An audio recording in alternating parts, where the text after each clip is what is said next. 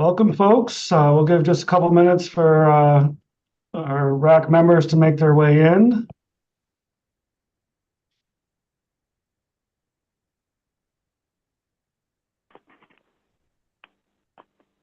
If folks can update while we're getting started, I see some good examples. But if you could update your name, if you need to know how to do that, if you hover over the box where you see your face and go to rename those three ellipses on the top. If you could just identify yourself as a RAC member as part of your naming convention, pronouns are super helpful. If you'd like to add that as well, and we'll get started just in a couple minutes. So welcome.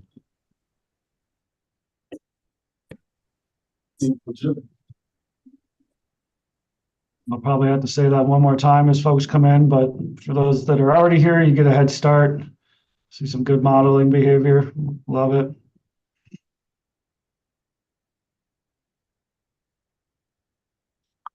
Thank you, Ellen, for guidance. Ellen has put in the chat a naming convention. So.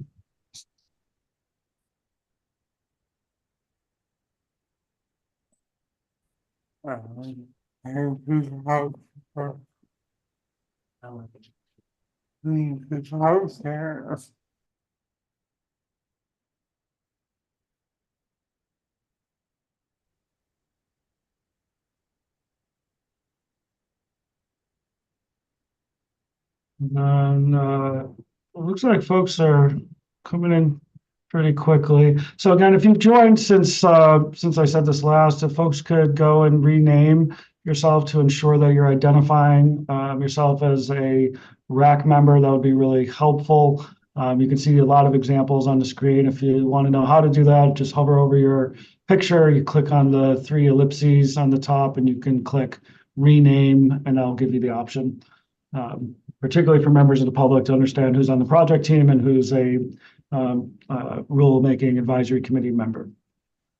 So let's give maybe 30 more seconds for a couple more folks to join, and then we'll dive right in. Golly, see your note. Thank you.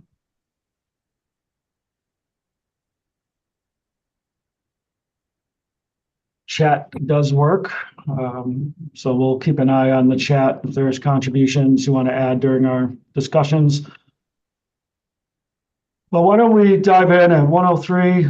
Welcome to just the third meeting, I believe, of this Rulemaking Advisory Committee. I see Ethan shaking his head, so I'm not screwing up already. So just as a reminder, as we get started, again, you can change your name for our audience and the public to ensure they understand who's a RAC member versus project team. We do have closed captioning made available, which I have a new Zoom. So I think depending on your view, it will either show closed captions on the bottom, or if you click on the more screen icon at the top of that drop up box, you can click on captions. So if that's going to help your participation, please utilize that function. This meeting is being live streamed and recorded. And as always, for folks in the public, you are able to share comment on this work that the Rulemaking Advisory Committee is doing if you email housing.dlcd@dlcd.oregon.gov, and we can throw that in. Our folks can't see the chat, I guess, but so housing.dlcd@dlcd.oregon.gov. So we have a lot to move through today, some pretty deep and complex questions that we'll be discussing as a group. So we're going to start with a refresher on our racial equity framework. We'll receive an update on, can we move to the agenda slide? Great, thank you. So we're going to start with our racial equity framework, again, getting grounded, refreshing on the values and frames that can guide our conversations, centering ourselves in our racial equity considerations. We'll get an update on the housing capacity and urbanization technical advisory committee work. And then we're going to really move and spend most of our day in two substantive discussions as a group. So we're going to start with needs and production. You'll get an update on the work that the technical advisory committee has been doing, and then we'll have a discussion on how local governments can best select and prioritize strategies to affirmatively further fair housing. And then we'll take a break and we'll move into a discussion on the work of the Housing Accountability Framework Act and have a conversation about the approach that DLCD should take as it works to develop and refine referral processes. We'll close by 4 p.m. and get you all on your way. I'm going to do a quick roll call, and then I'm going to walk through some meeting guidelines, and then I'll pass it to Ethan to help give some context for today. So folks can just say here, present, or some indicator when your name's called. I'm going to go in alphabetical order. Do we have Alan Lazo, Commissioner? Alan Hines? Yeah. Thank you, Alan. Anna Molina? Ann Kelly? I'm here, thanks. Thanks, Ann. Ariel Nelson? Becky Baxter, I think, is coming late. Benjamin Gerwitz? Here. Or Ben, thank you. Beth Parker? Here. Thank you. Brandon Persinger? Here. Thank you. Brian Rankin? Present. Brock Nation? Here. Thank you. Casara Phipps? Here. Chantal Evenzo? Here. Thank you. And if I butcher your name, just please correct me. Corey Harlan? I'm here, thanks. Thank you. Dana Hicks? David Madison? Here. Thank you, David. Hello. Lisa Gertler? Here. Garrett Pryor? Garrett Stevenson? Gloria Sandoval?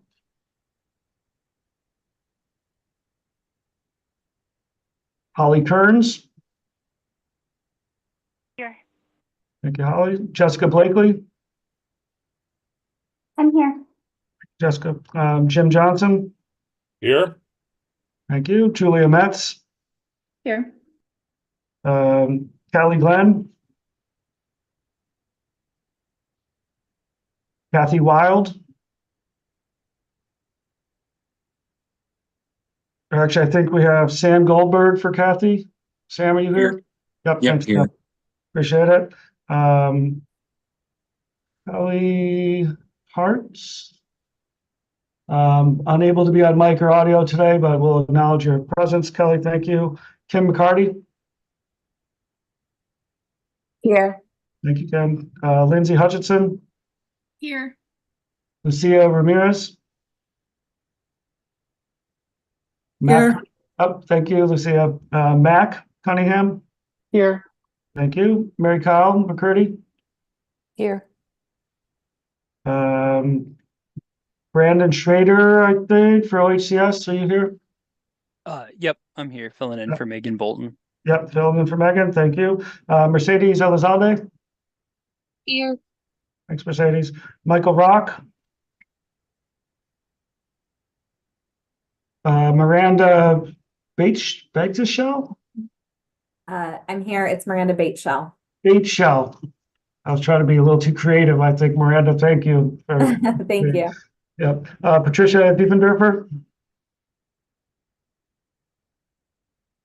Rachel Moribidu? Here. Thank you. Ryan Vandenhoof? Present. Richard Rogers? Here. Thank you. Samantha Bear? Sean Hobbs Waters? I saw Sean in there. Here. Oh, thank you, Sean. Shane Good morning, Kwiatkowski? everyone. Yeah, Kwiatkowski, Shmoo-ski. Great. I love it. Thank you, Shane. Welcome. Shannon Vilhauer? Here. Shannon. Ted Reed? Hello. Kara Wilcoxon, Hello. hello, and Victor Saldana. Here. Okay, did I miss anybody, or somebody that joined that didn't get to say here? Okay, and as folks join team, we'll just continue tracking. So thank you all for moving through that piece. If we can go to bring up the slides, go to meeting guidelines. So I'll just walk through some of our ground rules. So again, from process perspective, really trying to learn, listen, understand. We got a lot of expertise, a lot of different perspectives, professionally and lived experiences in the room. So really holding and learning from each other, to be respectful, candid, constructive, contributing to the conversations that we're hoping to have, and really serving your role to advise DLCD. While we don't have to come to consensus, I think working to resolve and discuss our differences, identify where and when we find common ground together, discussing topics together rather than isolation, and then every effort to avoid surprises. So really just bringing things into the room or sharing your ideas, concepts, and concerns as early in this process as possible. Couple other things that are just really important for a group of the diversity of this group and the size of this group. Just first, as a reminder, there may be times, as we have in some of our previous conversations, when I'll ask for some of our community-based representatives to start and initiate conversations, not just as part of our equity framework commitments, but really ensuring that we're hearing directly from RAC members who bring that lived and professional direct experience with housing inequities into the conversation. And there'll be times when I ask those that, if you see that few moments of silence, don't see that moment of silence as a chance to just jump in. If I've kind of asked for other input, just take that extra moment of patience before doing so. Really trying to ask you all to work together, really creating the conditions to support everyone's voice coming into the room.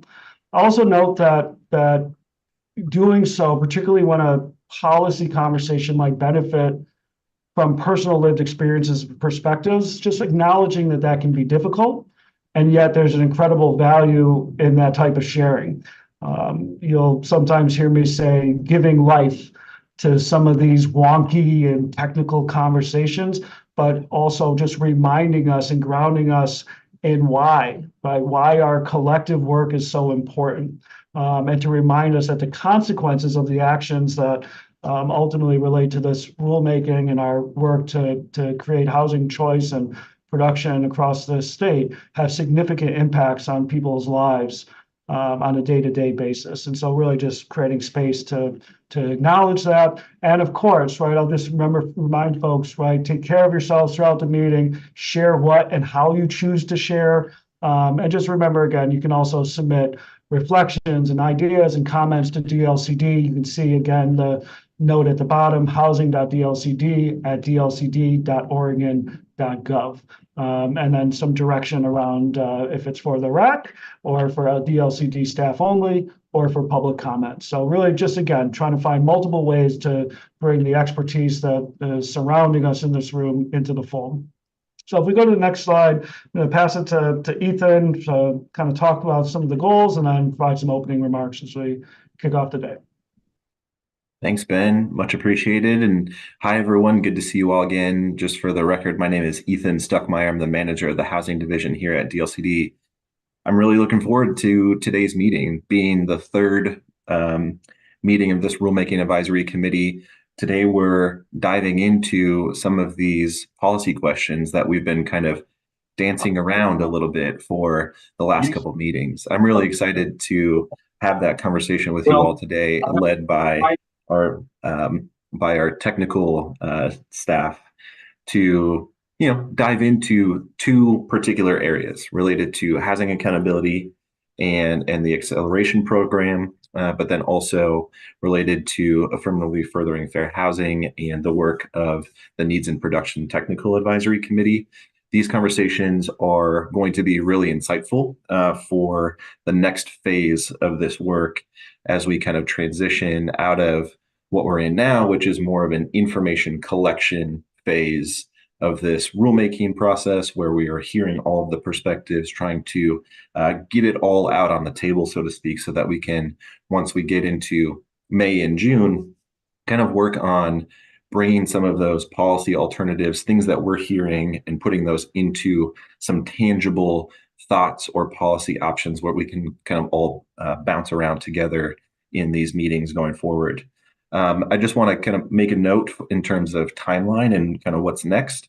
So we have one more meeting of this group in May, towards the end of May, to kind of conclude that information collection phase of this work. We'll take a break of meeting of the technical advisory committees and the rulemaking advisory committees in June, so that staff can take that time in late May, early June, or throughout June and early July to draft version 1 of the Oregon Administrative Rules, implementing those two technical advisory committee conversations, needs and production and housing accountability. So once we get past kind of the June, July time period, the conversations that I think we'll have as a group are going to be more focused on those draft rules, and the conversation kind of shifts towards refinement and what are we missing, what things are left out, how do these connections actually become real from what you all are saying in these meetings, and how those actually translate to Oregon administrative rules.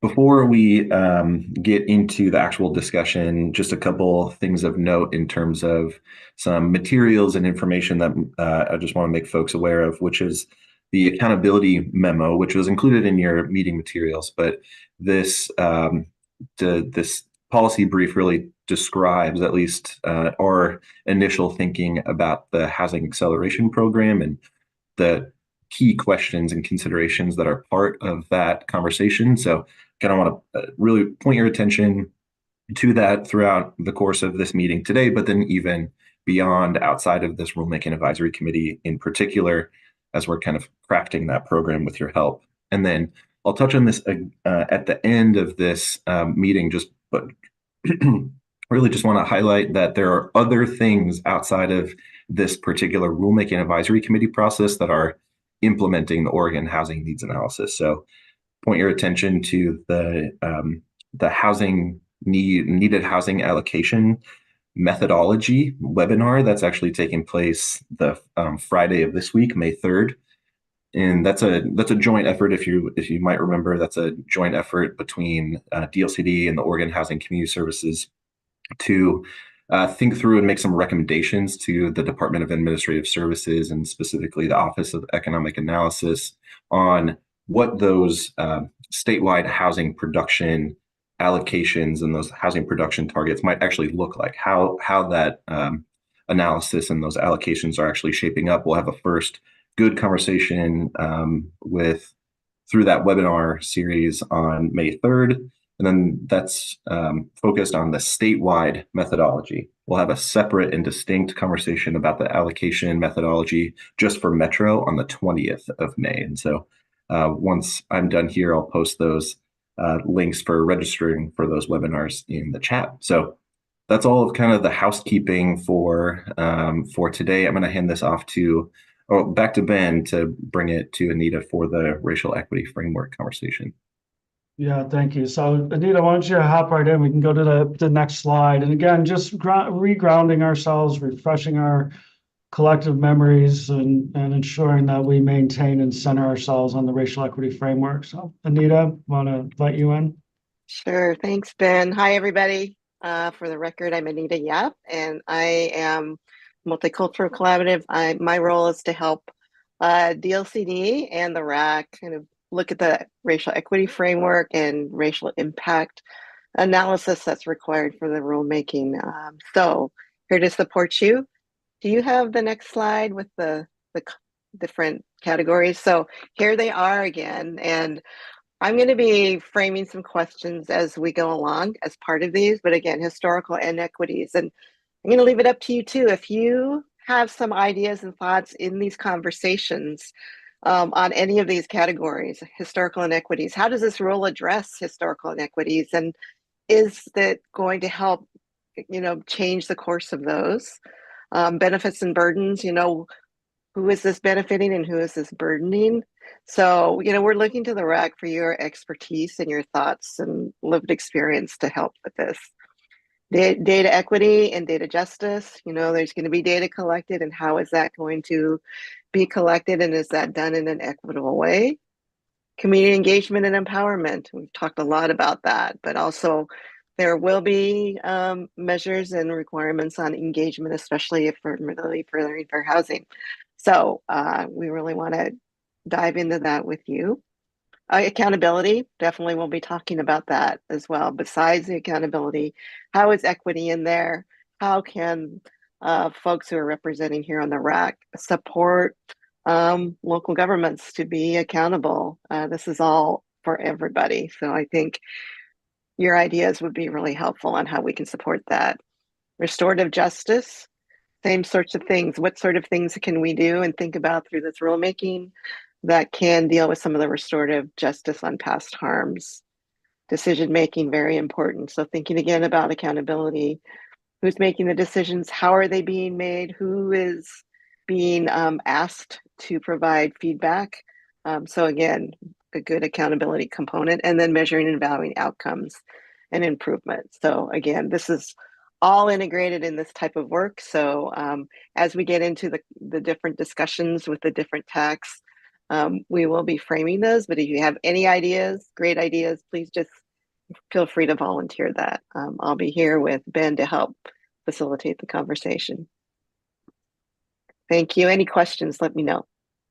Right. Thank you, Anita. And just as a reminder, we're really fortunate to have Anita's brilliance in our shared space. And as she said, she is invited in and is part of our team to help contribute those probing questions, help contextualize our discussions through an equity frame, and provide some examples that hopefully will, and again, ensure that our conversations are accessible for our full membership here. Anita? Yeah, and I just wanted to say too, for those of you who may not know me, I've worked in local government for over 30 years. So I've worked with DLCD as a local government city planner. I've worked for a regional government. I've worked in transit and housing. So I do have quite a bit of subject matter expertise. And I know what it's like working in smaller communities with limited resources and politics. So, we're really here to support you all to really make this happen. So, just, feel free to ask us for any sort of support or questions that you have. That's great. Thank you, Anita. And again, bona fides certainly can jump off the page. So let's move forward. For our agenda, we're gonna start with an update conversation. So Karen, I'm gonna bring you in to talk about the work of capacity and urbanization. Hey, thanks, Ben. Good afternoon, everyone. Buenas tardes. I am Karen Jen Chapman. I am a member of the department team leading the Capacity and Urbanization Technical Advisory Committee. As Ethan shared earlier, the focus areas and the cadence will change come June and July, but I wanted to let you know for this particular Technical Advisory Committee, just a reminder that rules will be adopted by the Commission January 1st of 2026. So our work and our cadence will not be changing significantly during the months of June and July like the other two technical advisory committees. So with that, I just wanted to give you an update of where we're at, where we're going, and what we've been gleaning from our technical advisory committee. Starting off with our racial equity framework, Anita shared those 8 categories. Within the 8 categories, there's a series of questions under each. And we have had 2 meetings since we last met with you all a few weeks ago. So we had our meeting in March and then again in April. And what we've done is really grounded ourselves in those categories of historical inequities and what's within our Oregon land use planning program that can reduce these historical inequities. And then thinking about benefits and burdens, including both financial, environmental, and social impacts, who's benefiting from these actions, who's most burdened. And then we introduced in April, in this month, we introduced unintended consequences. How might we mitigate these? And how is it addressed when it comes up later? So as we grounded ourselves in these conversations, members have shared their experiences around housing development in their community, how they're dealing with constraints. And when it comes to the inequities and their thoughts and ideas that they volunteered in our space, we've heard from local government partners in the Central Oregon area, really thinking about those hazard constraints like the flood fringe areas. And sure, they're available for housing, but when they look at the needed housing in their community and some of these constraints and the cost of development in those areas, there's an acknowledgement that there's a limitation of what types of housing might develop because of these costs and the topography challenges of developing those areas. And so they realize that there's a disconnect between needed housing, affordable housing, a variety of housing types like middle housing, and then these constrained lands that might be waterfront property along a river or a lake or in these flood fringe areas. We heard similar stories from local partners along the coastal areas when they are dealing with steeper sloped areas and recognizing that these typically will develop in larger lot hillside developments. You're seeing larger square footage of those homes to make the pro formas pencil out.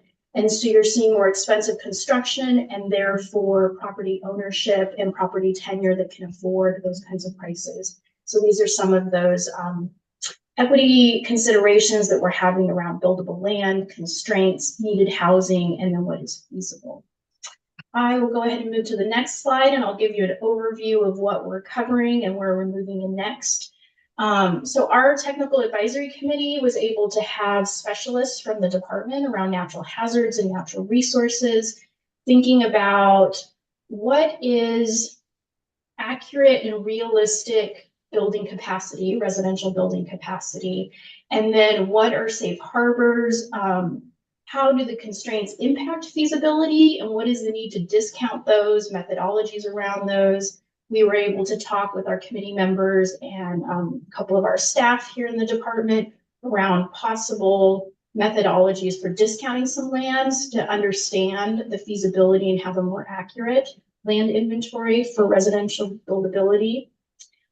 We will be moving in May into conversations around redevelopment, partially vacant lands, infill development. So we'll start to get into what are the experiences on the local ground, what are methodologies the department has been thinking about, and then what exists in guidance and what safe harbors do we have in place.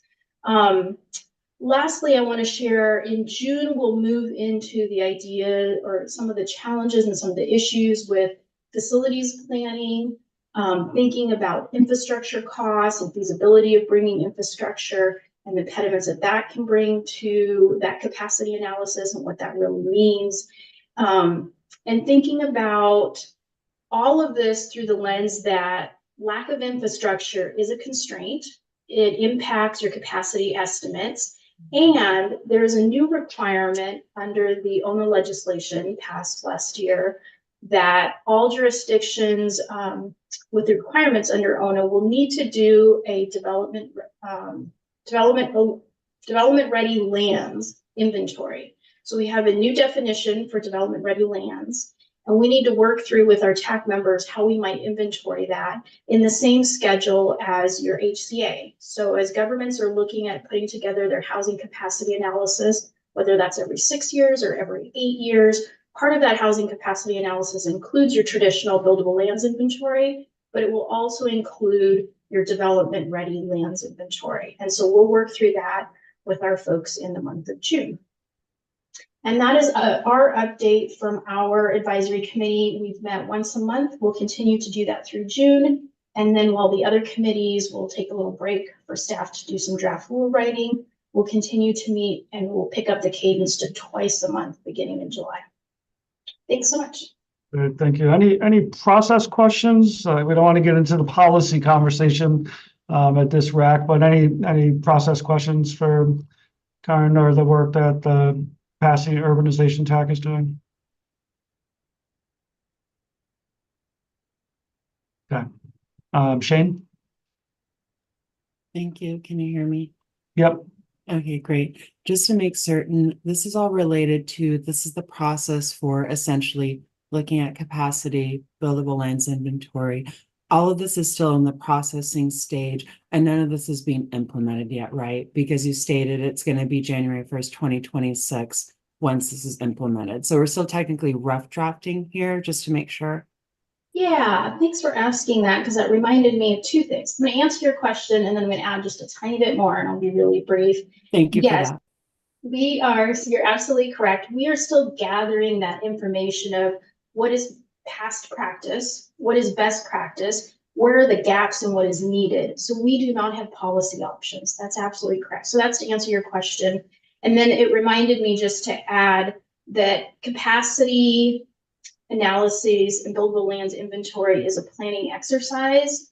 It is not the regulatory framework of what actually gets built and what can get built. So I thank you, Shane, because I forgot to distinguish that the development code at the local level and some of the regulatory mechanisms at the local level are the vehicles by which development happens.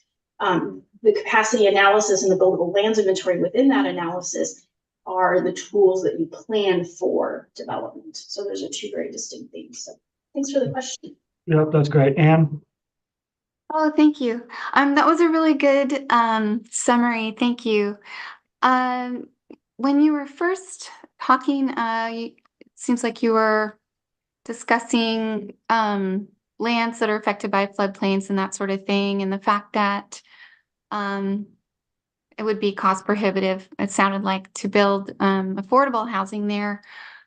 But I'm thinking about when middle housing was implemented, and the idea was just that the more housing supply there is, we assume that existing housing that is being, the people at the lower end of the market can't necessarily afford what would typically be affordable because people with more money to spend are, of course, getting that housing.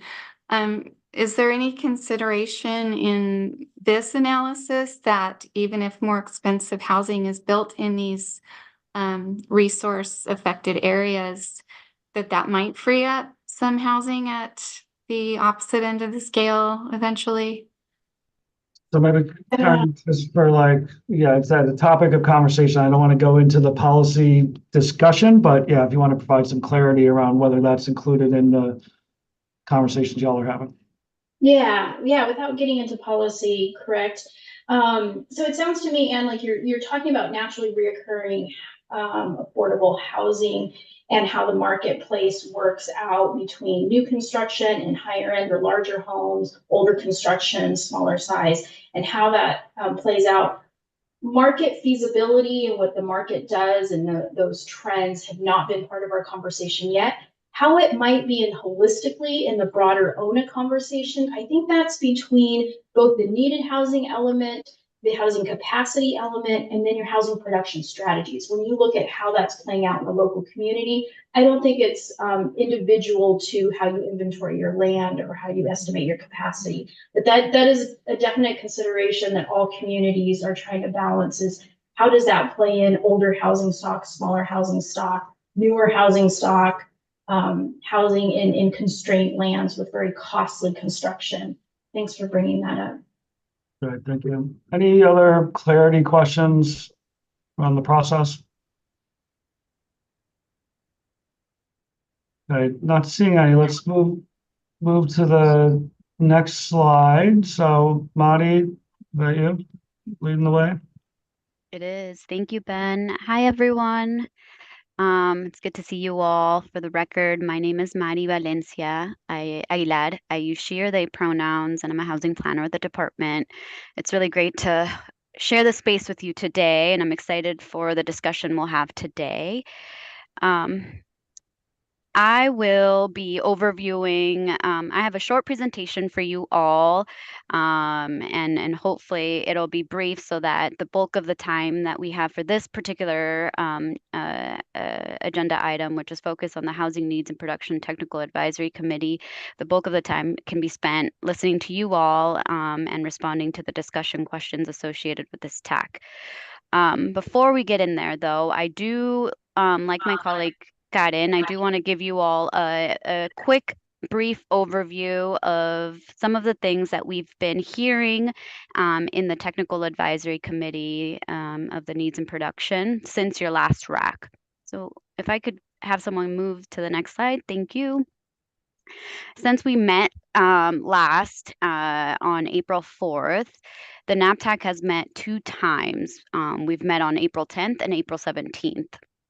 And we've had really robust discussions on in both meetings. And here I'm going to touch on a couple of the things that rise to the top in terms of kind of key takeaways from both of the meetings. It definitely won't be expansive, and it won't cover all the great discussion, but just some key items so that you have that information. On April 10th, the discussion was focused specifically on diving deeper into the topic of housing characteristics with a fair housing overlay. So, meaning special attention to housing characteristics for protected classes. What we heard, was great. The things that rise to the top, though, is really the TAC had general agreement that the principles of affirmatively furthering fair housing, which is a major topic area that the needs and production TAC is grappling with, that principle could and maybe should be a filter for planning decisions regarding housing at the local level. Additionally, we also heard that, a discussion around affordability, permanent affordability, and other types of models like limited equity models as being effective tools at keeping housing affordable, but also discussion about perhaps they might not address the broader issues around social justice. This includes concerns about equitable access to housing, or other challenges like concentration of low-income residents in certain areas in a community, or lack of opportunities for wealth accumulation among those living in limited equity housing, that sort of thing. That's kind of the discussion on April 10th. That's focused on housing characteristics. Then our second meeting was focused on housing locations. And again, with this fair housing overlay, because the NAPTAC is grappling with affirmatively furthering fair housing mandate. And so really what that means is development of housing in areas that, would benefit protected classes and vulnerable populations. And key takeaways from there include some interesting things. The first being differing opinions on the approach to addressing kind of some challenges that I mentioned before, but concentration of wealth in communities, particularly in neighborhoods where single unit housing is primarily the type of housing in those areas. And really, those differing opinions kind of reflect the challenge about how best to address affordability, housing density, and even just equity in neighborhoods. Each approach carries its own set of implications and potential benefits and drawbacks. So the NAPTAC really had a discussion about maybe the local context and priorities is critical and important.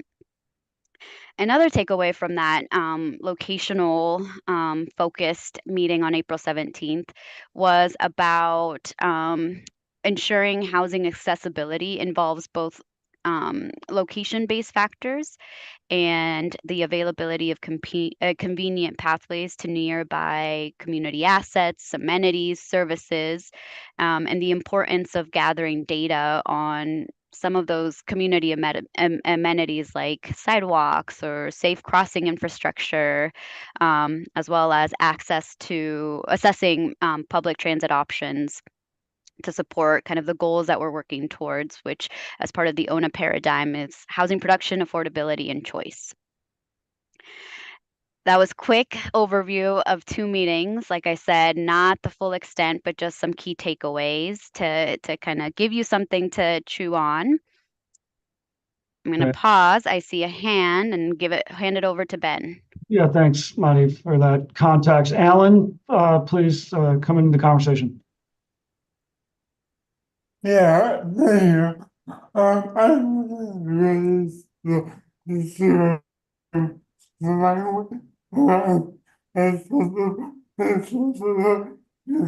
want to raise an issue around language regarding accessibility. And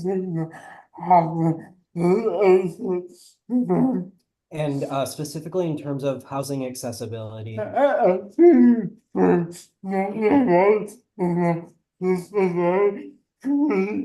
For many of us in the disability community,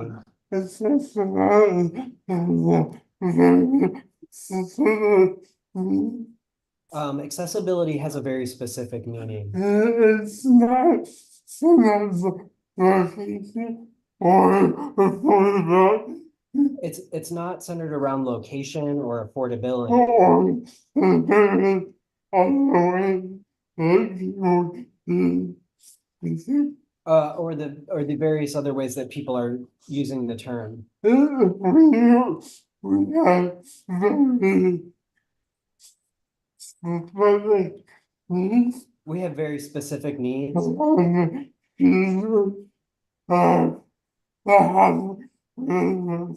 around accessibility features in housing that we live in.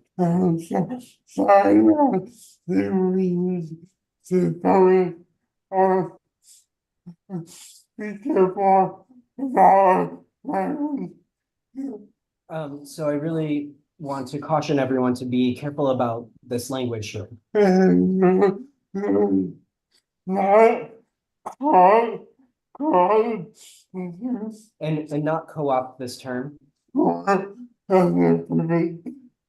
for other purposes. Thank you. Yeah, thank you, Alan. Anita, let's bring you in for some reflection, and then we'll go to Ben. Yeah, Alan, thank you so much for pointing that out. I have a question for you. Do you have a suggestion on how to talk about accessibility in this concept, being respectful of understanding accessibility to the disability community?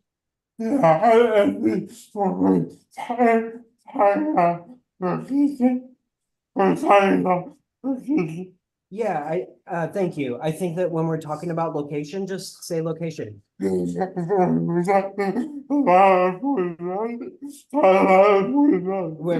we talk about affordability, just talk about affordability. And when we talk about accessibility,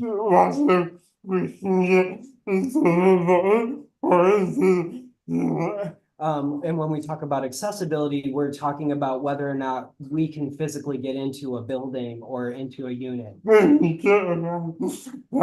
or getting around inside of the unit. So bathroom thresholds, stuff like that. Yep. That's great. Thank you so much for that clarification. Yeah, that's great. That is great clarity. And Marty, I see you taking notes, and I think that second bullet on the right side of the slide around kind of the accessibility, including location. I think you've heard loud and clearly some of that pushback around the language. So thank you, Alan, for bringing that in. Ben?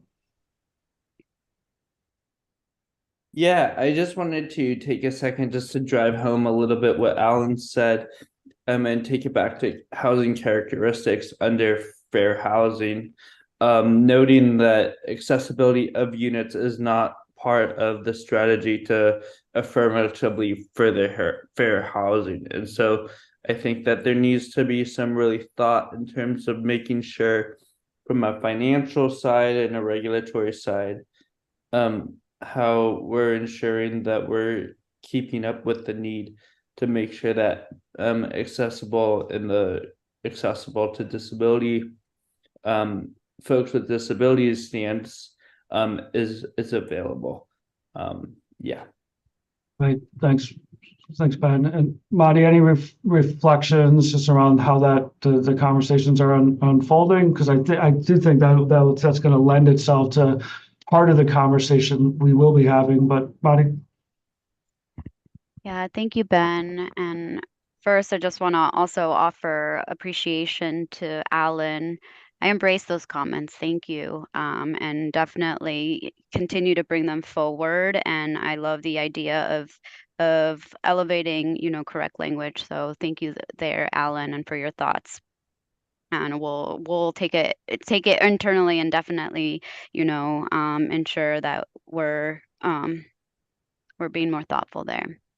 In terms of the Ben's comment, I think those discussions are still unfolding. We are definitely in the midst of diving deep into the discussions around characteristics and what that means in terms of how that shows up in housing planning. So I think it's still a question that the needs and production is grappling with. So we'll definitely continue to bring that forward once we have a little bit more clarity, but it's still open for dialogue there. Great, thanks, Marty. Mercedes? Thanks. I just wanted to appreciate the comments and the questions and offer some additional language, availability and opportunity, because I think what I see in this language is like, is there an availability to other amenities in your community? Do you have opportunities to engage in other services and community-based activities based on where the housing is?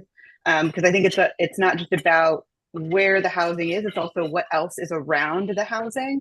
So I would offer that we think about availability of other services, availability of other resources, and then true opportunity being able to connect to those, right? Like if my housing is next to a community center, but you have to pay $100 monthly fee to access the programs and services in there, it is not available. It is not an opportunity for me. And I think that's what some of this language is getting at. So I just wanted to offer that language as a way for us to still hit on those other pieces while respecting the both like policy and real world importance of the accessibility language.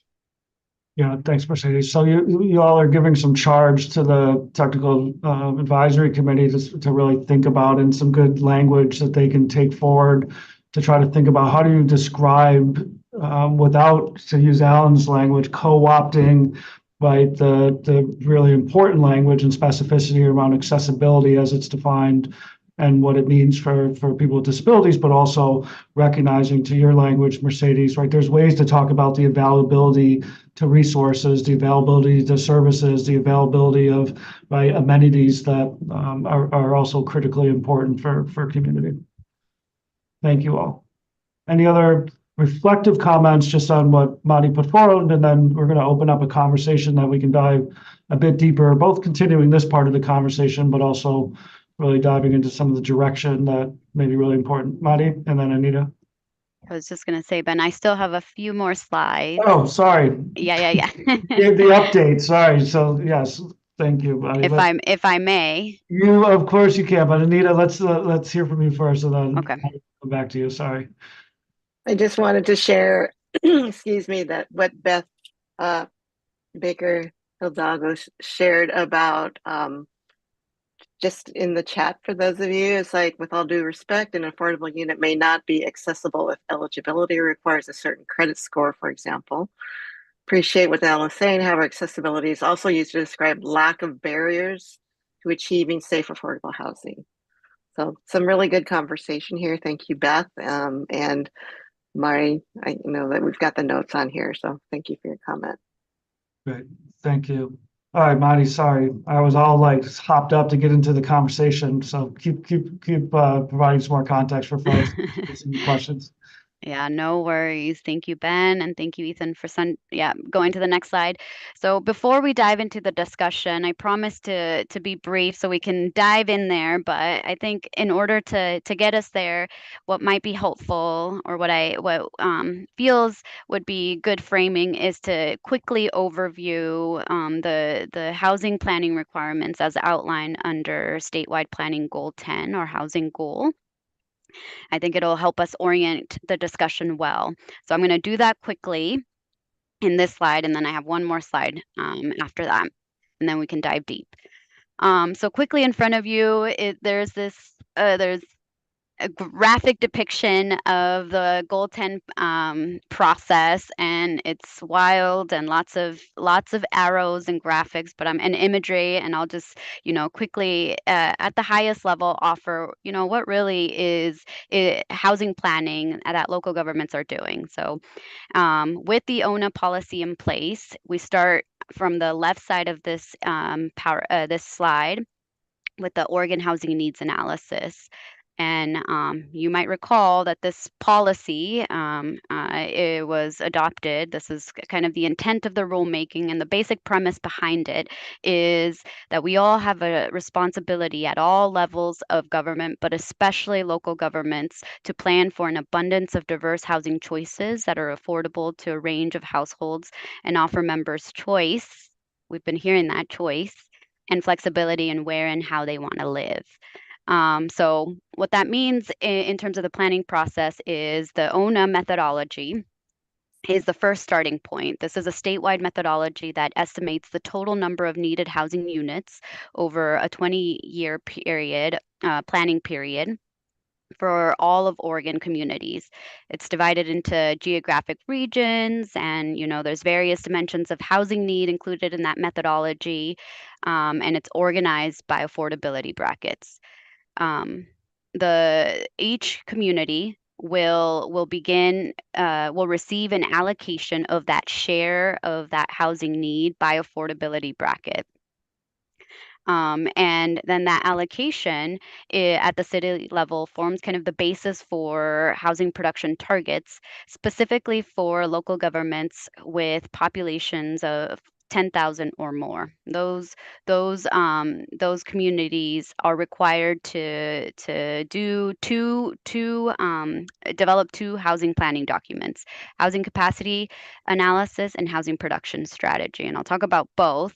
But I'll also say that local governments who are smaller than that population threshold can always opt into that. But these cities with that that hit that threshold are doing this work on a 6 or 8 year cycle, depending on where they're at in terms of the Portland metro. If they're inside the Portland metro, they're doing it on a 6-year cycle. If they're outside of the Portland metro, they're on an 8-year cycle.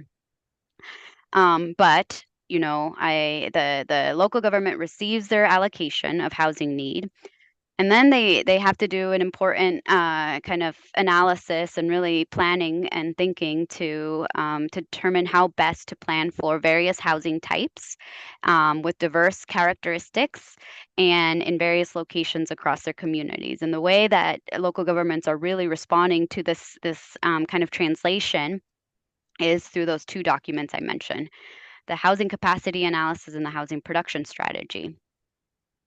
I'll quickly talk about both in this slide. The HCA is we start going, if we're looking at the graphic, we start going towards the middle, where we see in the light blue on the top housing capacity analysis. Really what this work is a very technocratic analysis that attempts to answer one key question. And what that question is City X, do you have enough land inside your urban growth boundary zone to the sufficient capacity to accommodate your housing need from the ONA over a 20-year planning horizon? Then on the other hand is the housing production strategy. And really what this document is about, and kind of it's the central document now for housing planning under the ONA policy, is a city's action plan where they articulate how they will address that needed housing and promote housing production, affordability, and choice over their 6 or 8 year planning period. Once local governments kind of adopt that HPS, or the housing production strategy, they submit it to the department for our review and our approval.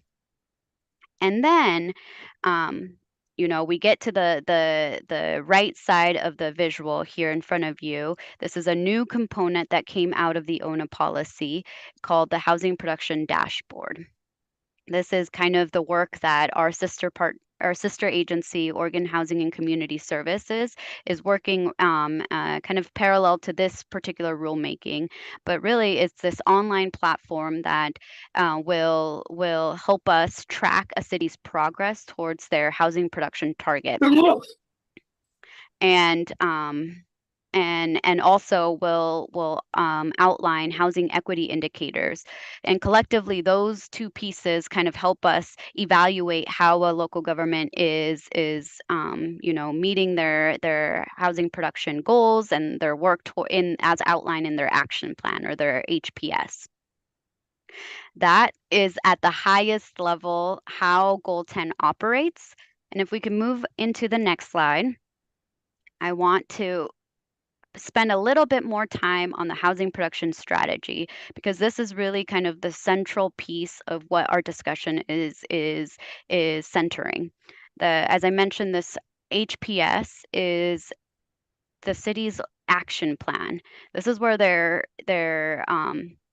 this is a place where local governments plan to take action to affirmatively further fair housing and meet housing needs in their communities. So it's a tall order, but it's an important order, and there's multiple pieces within. It's not just the action plan.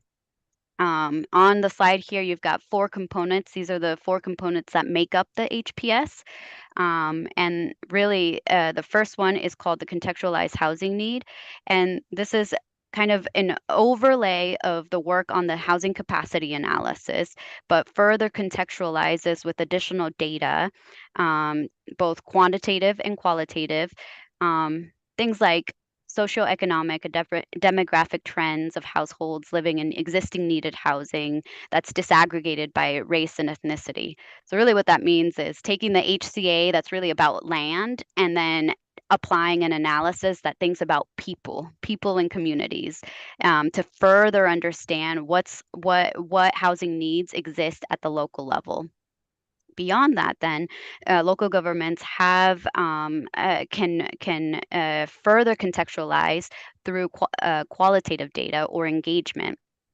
And so local governments are required to engage folks who live in housing and those who develop housing, to further understand those dynamics. Lastly, those 2 data pieces, that data analysis, inform the strategies that local governments outline in their action plan. And this transition between the needs analysis and the strategy selection is an incredibly critical transition in the Goal 10 program. And especially now with the inclusion of ONA's charge to the program to affirmatively further fair housing. Those strategies really on its end here must collectively meet 6 factors that are outlined in the rules that help advance fair and equitable outcomes. So, I mentioned earlier the HPS is submitted to the department.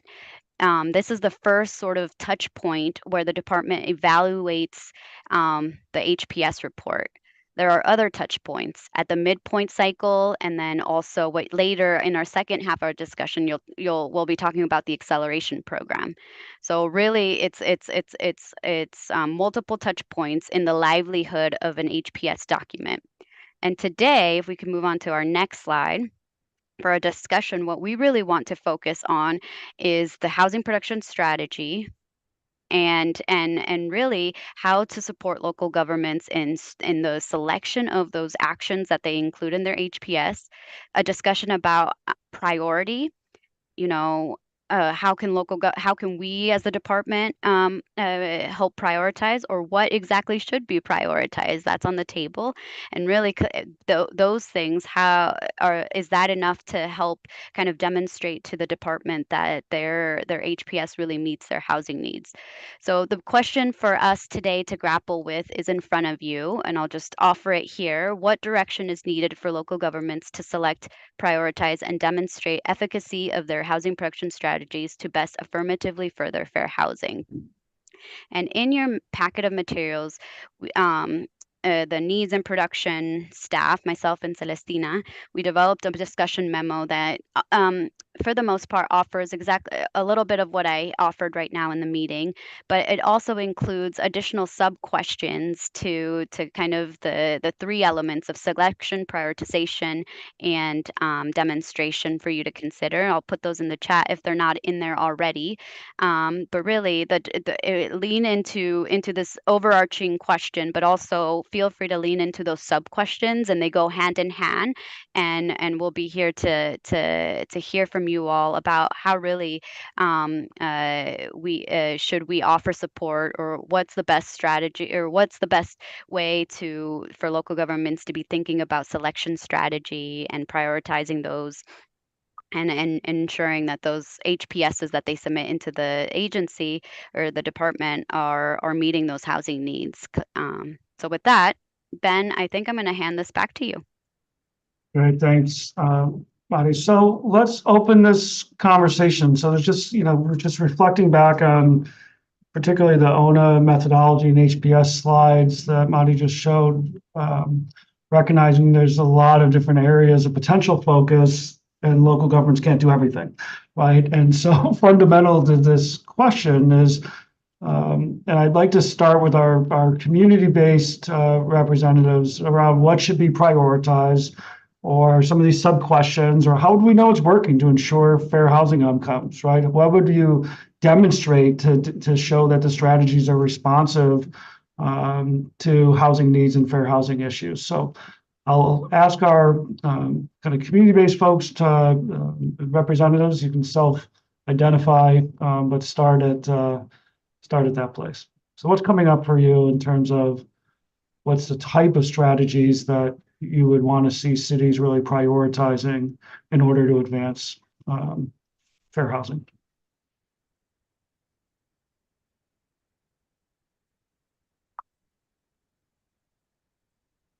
Mercedes, thanks. Thanks. So I had kind of three come to mind off the top of my head. So one was how service providers are engaged in unit availability. So I think OHCS has been good at monitoring this for rent restricted housing at lease up, but then 3 or 4 years later, units come available, and there isn't always an ongoing commitment to that from the developer, particularly if the developer is not an affordable housing provider. So I think local governments can lean into that a bit. So OHCS is making sure that initial plan has good partnerships, and then at the local level, making sure there's ongoing partnerships that are happening there to fill those units, and whether that's actually actively partnering with somebody to set aside units, if that's doing advance notice of unit availability. I think there are a couple of ways that can happen, and where there can be accountability towards that. I think the big one is, who is the long-term owner? So the vast majority of rent-restricted affordable housing is in the hands of limited equity. Eventually, it should be in the hands of community. It should be in the hands of community-based organizations, nonprofit organizations, or government entities. And oftentimes we miss that step. And so then the housing goes from a limited equity and then is sold to the highest bidder as soon as the tax credits expire, and then we effectively lose housing. And then that is actually my last one, which is, what is the preservation strategy of existing rent-restricted housing? And I would definitely advocate, given that you're starting a new dashboard, find a way to include this information in there as well. It's often at the state level that knows the schedule of when tax credits are expiring, not necessarily the local level. So sharing that information so there can be monitoring of that. And then at the local level, looking at things like right of first refusal, when those housing come, or a requirement to refinance at least one more time or something like that, so that those rent restricted units remain affordable in the community. That's definitely one of the places where we see seniors and folks with disabilities who end up living in those units the longest. And then when that turnover happens and the tax credits are gone, people lose that opportunity, and then there isn't necessarily direct support for moving folks in. So if it has to go to, a for-profit because we just couldn't figure out how to maintain affordability, which I think is, we shouldn't start there. That should be a failure rate. That should be considered a failure rate in that dashboard, that we have failed to maintain housing, and we've lost in our production goals. But that, how are we replacing that? And then I think that's another opportunity for local governments to engage in furthering affirmative fair housing, that if a building is closing and people are needing to move out of that, having a relocation assistance, particularly for folks with lower incomes. A lot there, Mercedes. Thank you for that, and giving some gifts to our OHCS in terms of the dashboard indicators and the way to think through some of those pieces around preservation. Julia, jump in. Thanks. Love everything that Mercedes said, as usual. So I just want to +1 all of that. Kind of was going to zoom out just a tiny bit and just wanted to say thank you to DLCD staff for including the housing production strategy menu. This has been something I've been kind of eager to see referenced in this process, since it is an incredible resource. A lot of thought has already gone into it. And personally, I see a lot of ways to kind of leverage a lot of what's already in there to kind of help with some of this affirmatively furthering for housing goals around production strategies. So, for example, there's already some columns in there that I believe Dr. Bates did a lot of work on to kind of help kind of outline displacement risk associated with different tools that are listed there, as well as kind of helping delineate which tools are most likely to help certain income levels. So I think there's a really easy direct connection within that existing list to take what is being seen in an H&A and housing needs analysis. So like looking at what are the, as well as the assigned production targets from the state. So what are the income levels that are being noted as lacking or most needed in that jurisdiction, as well as who are the populations that are really not getting access to housing, be it based on race, disability, age, just kind of some of our more like vulnerable populations. Looking at the intersection of those things in terms of income levels and affordability needs for those populations, and then directly tying solutions to the things that are on that toolkit to note how you are directly responding to the things that are being shown in your H&A to these tools that have already been noted as useful or successful resources from other cities and jurisdictions. I also just want to note that when chatting with certain cities across the state about this toolkit, they're also seeing a lot of benefit to being able to reference this in terms of learning from their peers. So the more that this can be built out to kind of directly show like, this city has used this tool to mitigate this challenge of providing housing for this community. Another city seeing that challenge and be like, hey, they kind of have a similar economy to me. They may not be geographically close to me, but we have some similarities in being a tourist economy. So I'm going to look at Newburgh and see what they're doing. Cities are really excited about that. And so I just want to kind of note that there could be this really nice kind of feedback loop built into referencing this existing tool and just kind of adding in a few more layers to make it be just even more of an equity lens and a more affirmatively furthering for housing lens for some of these solutions that we're looking for. That's great. Thank you, Julia. Let's go Anita, Shannon, Ben, and then certainly for DLCD folks, if there's follow-ups or prompts or probes into anything you're hearing, let's make sure we're doing that. Anita? Thanks, Ben. I'd like to encourage folks, especially folks that are working with housing insecure folks, renters, communities of color as well. You probably work with a lot of folks trying to navigate the system. You hear what the preferences are. So, I'd like to encourage you to either share in the chat or now or within this kind of component on what do you think, depending on, which location, that you really want the local government to focus on in community. When they talk about location, especially location for, available buildable land, but location preference for community as well. And also choice. What does that mean? So I'd really love to hear you all talk about that, either from your personal experience on challenges finding housing or your family or the folks you work with. Yeah, that's great, Anita. So let's go Shannon, Sam, Shane, Kim. Great. Thanks. I'll jump right in here.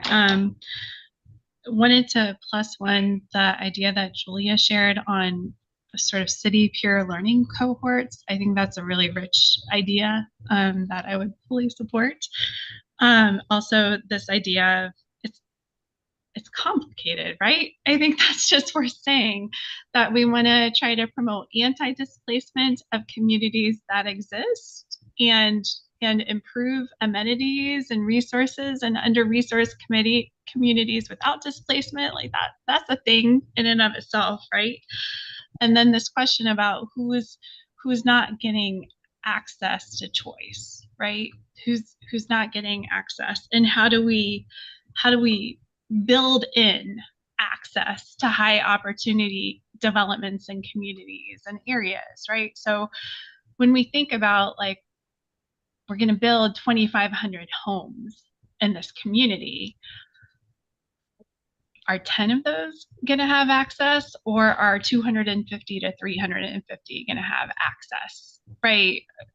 Be entry level rental or home ownership opportunities for community members of more modest means. So really becoming extremely not that some of us aren't already, but so deliberate and thoughtful in these decisions. Thanks. Thank you. Shannon, let's go. Sam, Shane, Kim, Jessica. Yeah, thank you. So this is kind of a unique question because in one sense, affirmatively furthering fair housing has been around for over 50 years, but it hasn't been really clearly defined, and obviously different jurisdictions have had different obligations around it for a long time. So on the one hand, you don't want to reinvent the wheel for cities who have been doing this kind of analysis work.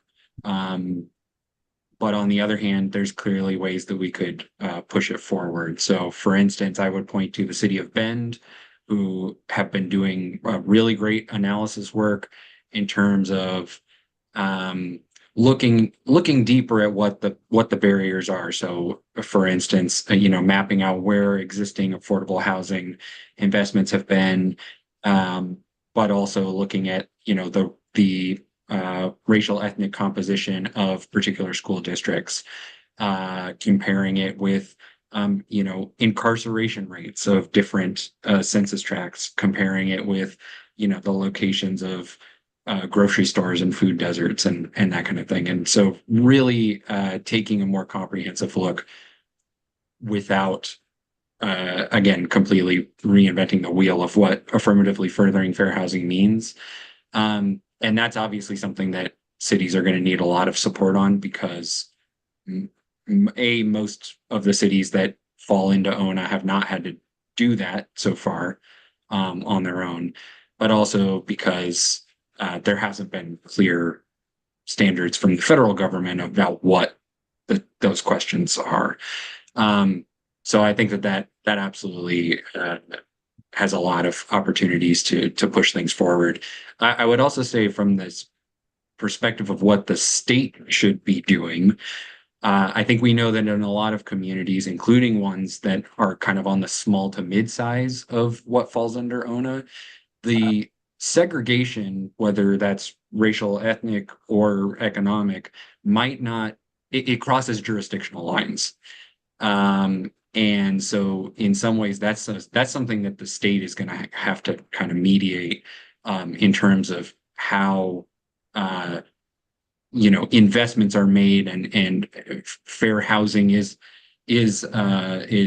furthered between neighboring jurisdictions where the lower income or particular racial or ethnic concentrations may have ended up forming in one city and not the other, or just outside of city lines and not inside of city lines.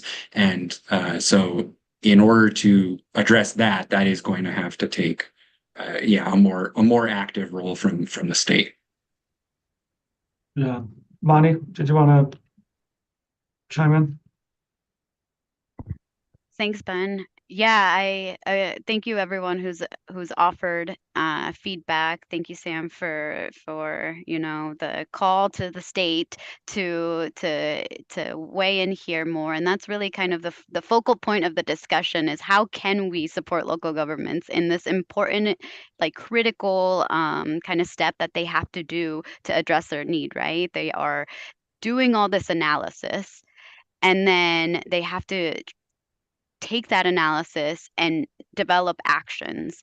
I guess the question that I would hope that we can get to is really, is there a role that DLCD needs to play to better support that selection of strategies, that prioritization that they must undergo? And if so, what is that? And does it belong in rule? Does it belong in guidance? If we can, if I can push you all in that direction in terms of the process, that would really help us kind of figure out, that what I've been hearing, and Shannon said it, it's a complex and complicated step. And with that, I'll turn it back to you, Ben. No, that's really helpful. And I think for our local government folks, also just thinking about what you are doing now in terms of or what you would imagine doing from strategy to action, what could, should, would you be doing, that really aligns with prioritization. But I think we had Shane, Kim, Jessica, Brock, Ann. Great, thank you. Can you hear me just fine? We got you. Excellent. So just taking out my headphones to hear better. Anyways, so this is kind of a general statement, and I'm not certain quite how effectively it addresses the issue directly of how do direct service providers or the state speak about these issues. I guess one thing I would say is, say for queer and trans folk, when it comes to the West Coast and the Northwest, it is very, very, very easy for communities, organizations in the state to say, we provide trans health care. We're not taking away your rights. We're not making you illegal. So all of a sudden, the Northwest is automatically better for queer and trans people than the rest of the United States, while federal government is taking away our rights and criminalizing our healthcare and making certain that we should not exist because they do not provide our material conditions, nor do they provide governmental structures which recognize our autonomy and our existence, right? So we flood to the Northwest from so many parts of the country, which do not take care of their own children, right? Then it goes back to affirmatively fair housing and goal 10. We can have a goal on our fridge that I'm going to lose 50 pounds by the time I go to Bermuda. I want to have that bikini body for whatever reason, right? I'm not trying to be body negative. This is just a metaphor. So if the months pass and we look at that and say, we're so excited we have the resources to go to Bermuda, and if months pass and we did not make our goal, it's very, very easy to state this is a goal. And the reason of why we're here in the first place is AFFH and goal 10 has existed for the last 30, 40 years. This is a goal that we said was important, but we had no accountability structures, and we just allow our existential blind spots to not illuminate the disgusting lack of accountability or awareness that people first exist in the first place. Secondly, that we have needs that are not being met by any communities, much less the state or private structures. And thirdly, who is asking us directly? And so I guess a recommendation is, if there is the bandwidth or resources for contractors or other people from the state or local jurisdictions, say for example, I am asking you directly, developers, social service providers, and the state government within your local jurisdictional government. I am an effective member of this community. These people are going to be here more often. Do you even talk about us to begin with? Do you even recognize that we exist? Because when I went to the HLA conference, I won't point fingers, I'm not going to gossip, I won't name names, but there was a panel about rural housing needs and how they assess their needs. I asked them directly, 3 separate people from very different parts of the state, how are you thinking about queer and trans people and your needs for housing? 2 of them, one didn't answer, one said, we're thinking about them because we care about all kinds of people. So if you end up saying, oh, you care about me because I am special just like everyone else, what you're stating is, no, you actually don't care about me. You just want to put me in a group of everybody, and you assume you're caring of everybody, but you're not taking care of your blind spot.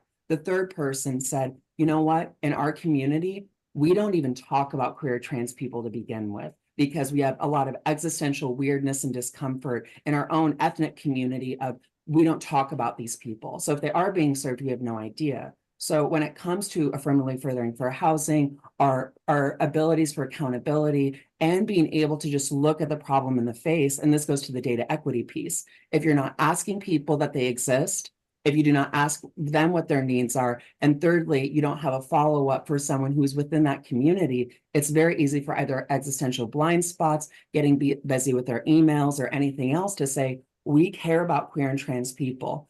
we have a trans, like, we care about trans people in the sign of our craftsmen. We go to drag shows and we give people $1 a tip for a drag show.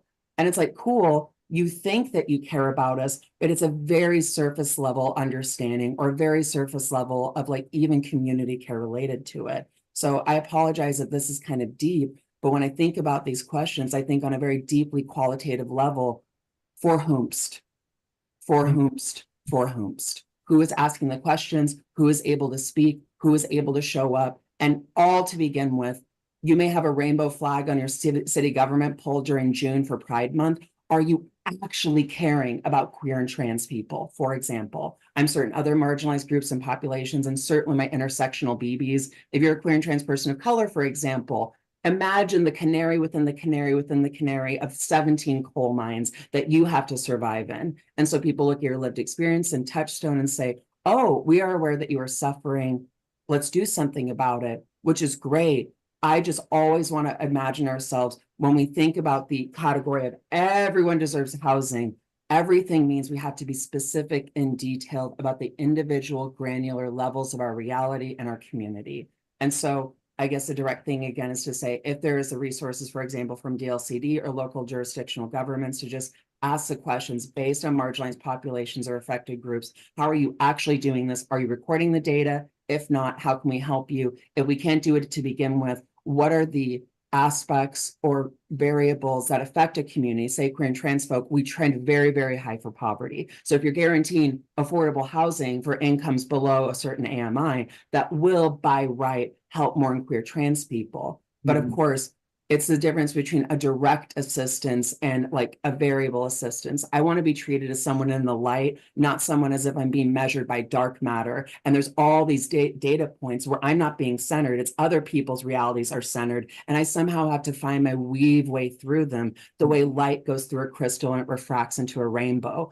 I require being broken to see my diversity. And I wish that anyone who has a marginalized experience wasn't required to be broken and diffracted so they could be seen holistically as the person that they are. And so I think this is part of the affirmatively fair housing, reorganizing the racial equity framework. But at the end of the day, there's a difference between saying we care about something, then being very aware of it, then committing to action. We need to have that triangle of power. Otherwise, we may find ourselves very wobbly and not assessing our blind spots. Yeah, thank you, Shane. And certainly connecting to, one of the parts of the model around engagement and ensuring my mentor and friend John Paul says, having an intimate understanding of people's lived experiences is critical to develop strategies that are targeted to meet those needs, right? So some of what I hear in that is ensuring that engagement strategies are being specific and dedicated to that intimate understanding of people's needs and expectations, in order to develop strategies that are actually going to work for those communities. Let's go. What's the order? Kim, Jessica, Brock, Ann. Thank you. To lift off of where Shane was at, I agree. A really important thing about Goal 10 is that we are so focused historically on the buildable land and less on people. So that's why including the affirmatively fair housing concepts, I think, is really important going forward, both in rule and guidance. If I was going to reflect on rules, I think it would be probably more important that the state impose some rules on itself versus the smaller jurisdictions. And so, looking at the data, disaggregating it for our smaller communities, pointing out the disparities for our smaller jurisdictions and possible strategies. Of course, it's going to be up to those jurisdictions to actually implement. But if it's not happening, I'm just kind of thinking today that that maybe more of that onus needs to be put on the state. One of the ways that affirmatively furthering fair housing, some of the guidance that was coming federally in terms of helping local jurisdictions determine where the greatest need was. It was that intersection of poverty, lack of access, concentration by virtue of race or ethnicity or another protected class. And then likewise, where there are the greatest possibilities of displacement. There is a way, I think, for the state to point out those places where they intersect and say to the local jurisdictions, hey, you really need to pay attention right here. Here's where you have the greatest need, and you need to have really strong strategies for addressing them in your plan. So it's not just enough to identify how much land, but it's also which people are you going to help, exactly how many, and what's your plan to get there. And then lastly, I'd like to say that I think it's really important that we at the state be able to help us all get to the point where a project is more easily included, where we address NIMBYism, right? Where we're more likely to say yes to a project and make it easier to say yes and more difficult to say no. Kim, just really quickly, because I think this theme's come up a couple times, just that analysis. I think maybe Julia, you had brought it up earlier around kind of looking at some level of indicators, conducting that analysis, and then identifying solutions. What I heard you, as Kim say, is kind of pointing out where those intersections are overlapping.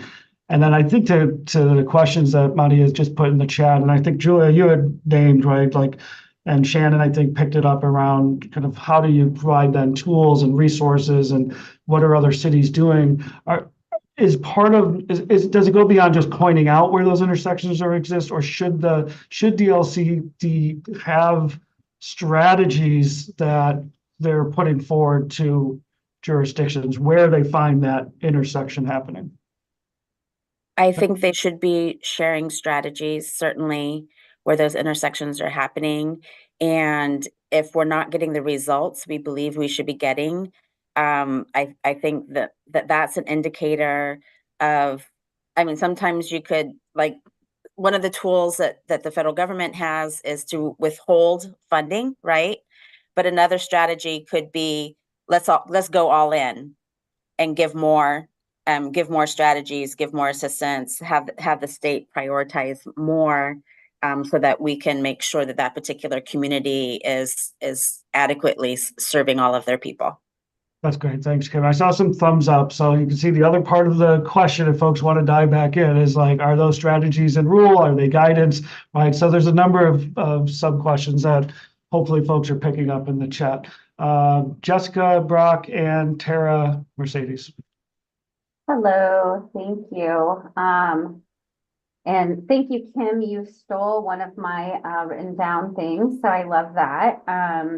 So as a housing authority, we are rental housing providers in the public housing programs and the low-income housing tax credit programs. And so, you know, as also a developer, what we see is that, you know, while we desire to build in the South and the West, because the city of Salem has done a great job at kind of mapping out where we're at with our affordabilities and just our overall housing as we talk about our growth over the next 10 years. So they have a program called Our Salem, where they went out into community and asked community what they would like to see in certain areas.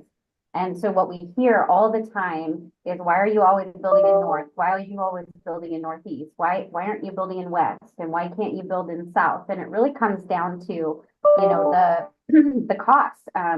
So we talked about this in the NAPTAC, was, you know, housing opportunity mapping would be so valuable to really understand, where does our low income housing live currently? Where are our gaps? What have we really thought through the infrastructure? Because I know infrastructure to West Salem is completely different than the infrastructure to North Salem.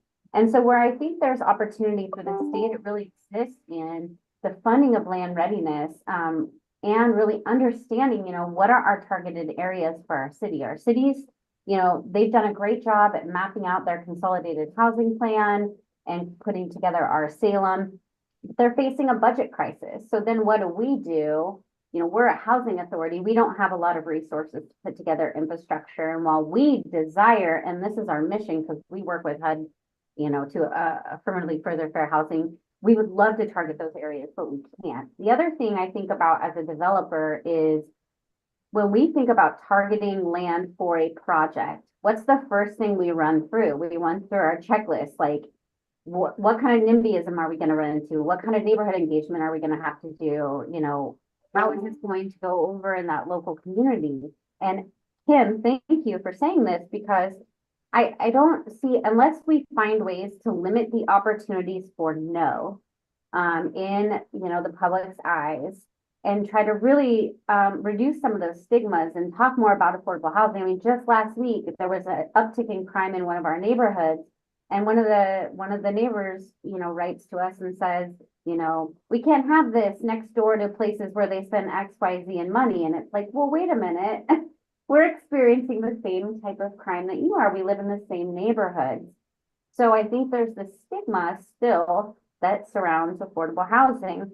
And so what we need as a housing developer of this type of housing is really, is there something DLCD can do to kind of walk with us in those moments when those things are happening? Is there an ETA that could potentially be available to, because maybe some developers don't know how to walk through this. It's messy at times. There's a lot of emotions and anger and feelings. And sometimes it's just like, do we have the energy to attack this problem? And so if there's any opportunity for DLCD to take a higher role, I think, in that NIMBYism, I know efforts have already been put in place, but I would love to see, even more for us smaller developers, to intervene, because there's a risk, right? You go and you spend all that pre-development on land feasibility and turn around and you just know the project's going nowhere. And so that's what I would really hate, is to have a really great project and then spend all this money and then get to a point to where it's just no. And I think, and then one of the questions in the chat, I think definitely DLCD should produce the strategies to help cities. I think cities are amazing at what they do, but what they don't do regularly is housing. And so from our perspective of the housing authority, I would love to see some of those guidances come out to the cities so they can help incorporate it. It's just maybe they don't live in that space as much. And then should live in guidance and not rule. I think in being able to have the opportunity to work in more of a city environment, but then also seeing the differences of what rule is up against. I would hate to throw rules as like an all-in basket and not accounting for, what's going on at the local level, because it's very individual for each city, it seems. So thank you. Yeah, thank you, Jessica. So let's go, Brock. Yeah, and so I really like the idea of having kind of that tagged strategies piece, whether that's a table or matrix or whatever, right? And it might be that some apply to multiple, right? Like the strategy benefits this part, this part, this part, right? So when a city is going through and doing their HPS, sticking strictly to a process comment here, right? Let them go through, let them select their strategies, right? They have a statutory obligation to do this. I assume that, whether or not the exact strategies are in rule, there will be something in rule that says, hey, you need to make sure you're considering these factors, right? I would also assume that that will be part of the HPS that cities submit, is like, hey, here's, what we consider while looking at these different factors to address these different concerns. And then, since we have the mid-cycle HPS review and we have the full cycle HPS review for the next update and everything like that, I think I think it can kind of be done in two places, right? And the first, well, really three. First part is, did you identify strategies to address these issues? Mid-cycle, how is your progress on this, over the 6 or 8 year span of your HPS? And then at the end, did you achieve the outcomes? How far did you get towards it? Did you exceed it? Did you fall short? Right. And then kind of treat it like almost like academic research papers do in the conclusions of all of them. It's like, we got these answers, but these unanswered questions remain. And here's, what we want to explore more moving forward.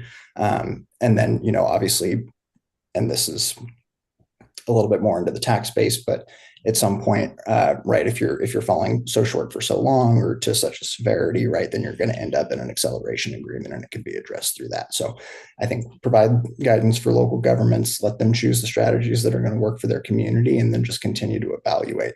The other, not question, comment, I guess, that I was going to bring up, a little bit question. I know that there are plans to change the way that respondents to the census identify themselves as far as like racial and ethnic groups and things like that. Previously, it had been kind of like, which of these, best describes you? And as I understand it, I think it'll move more towards a like, hey, check all that apply. And so I think when we, starting in 2030, right, we'll have a little bit of time before then. But I think we need to make sure there's a consideration, like almost a disclaimer of just like, hey, the data that we're getting is going to change, right? So instead of somebody just saying, hey, I'm white or black or Hispanic, right? They'll then say, hey, I'm white and black, or I'm white and Hispanic, or black and Hispanic, or, Asian American Hispanic, or anything like that. And so I think just making sure that we have a note in place of just saying like, hey, the data that we're getting is changing. We want to make sure we have good data equity, right? But just know that like when we go from 2029 to 2031, right, those numbers might look a little bit different, and just kind of provide an explanation for that, because otherwise I think people might get kind of confused as to like why there may be such a dramatic change over the course of just a couple of years when that happens. Good, thank you, Brock. Let's go Anne and Tara. Thank you. This has all been really interesting. Thank you, everybody. I have a couple of different things I just wanted to bring up in response to the question. I think that we should have a series of requirements from the toolkit that everybody has to meet within rule, because it gets very difficult to enforce upon guidance. And then beyond what's in the rule, there definitely should be flexibility to employ other tools, that will foster the best outcomes. But I just think it could be quite messy to be enforcing on something that's guidance alone. And then as far as equity, we talk about people who have historically been excluded, but it's hard for me to separate that from people who are currently being excluded. So I'm thinking about, and this would include some of the small communities that like Kim raised, but I'm thinking about places where we have workers who are traveling to communities, to cities, working there, but are in an income bracket or what have you, where they cannot afford to live there. I think that's really a latent need there, and that those people should be engaged in the process of talking about what is needed in cities. Great. Thank you, Tara. Oh. Yeah, thank you, Ben. I wanted to offer my recent experience of project managing HPS for a city. And we started with a very, very long list of potential strategies that we felt like built off of what our existing efforts were and were relatively within our capacity. And many of those were from that toolkit or menu that DLCD provided. And then we had some additional ones which were customized to our community. And we worked with a DLCD provided consultant, and we were really coached and advised that we needed to prioritize strategies which would produce new units. So there were other strategies which would preserve units or which would address a discrimination, and we were really coached that it had to be about unit production. So I appreciate this conversation. I appreciate the willingness and openness to look at prioritization, because we all know this is a very, very complex topic, which needs many different types of tools and strategies and resources. to be operating within one community.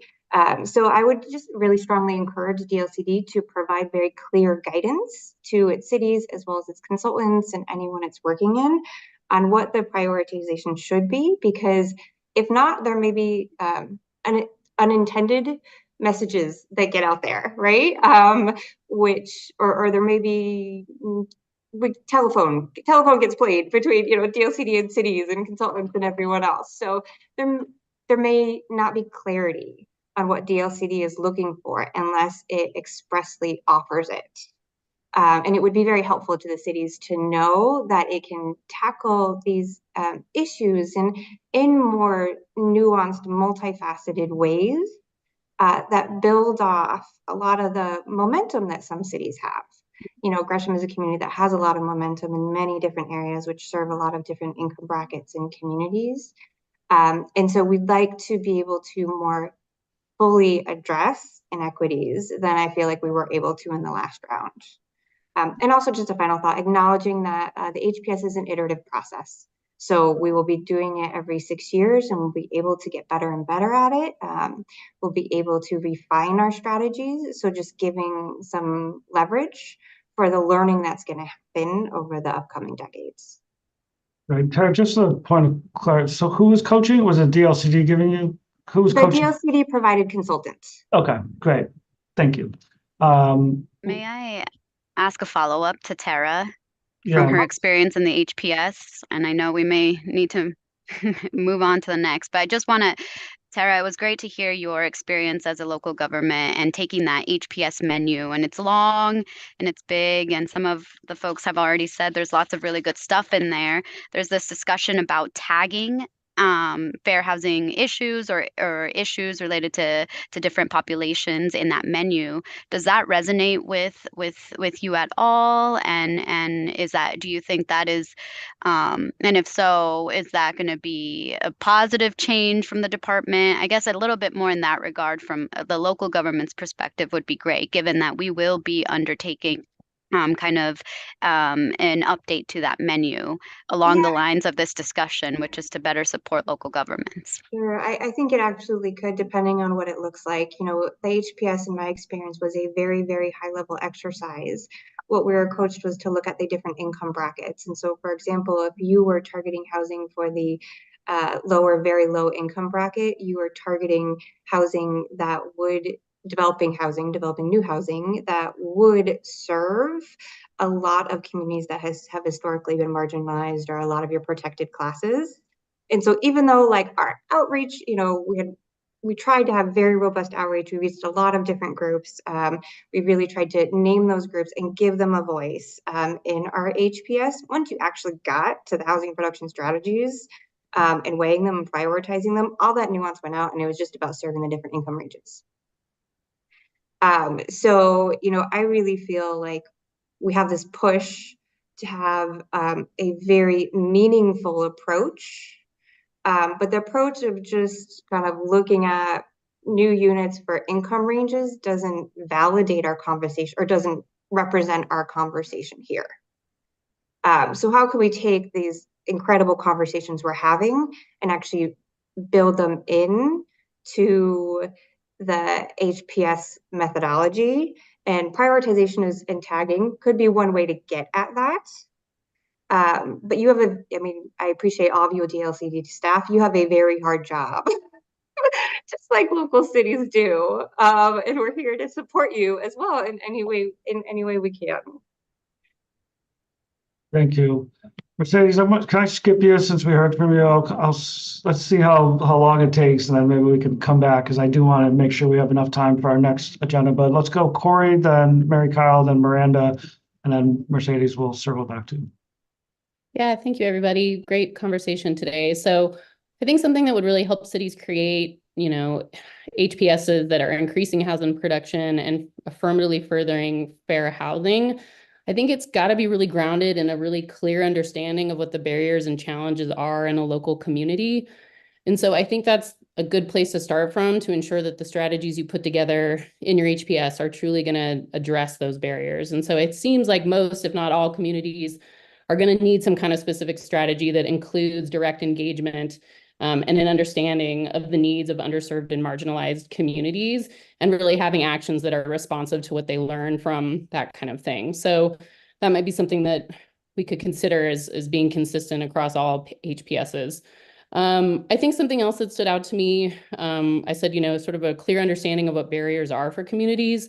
Looking at what the audit is that's described in the Housing Acceleration Agreement section of our agenda and those materials and kind of what that entails, that's all kind of information that cities would very much benefit having on the front end of these discussions, right? And so a potential role for the state could be for those cities who aren't able to sort of understand those pieces of an audit, right? Front loading that kind of information will help cities build an HPS that is more responsive.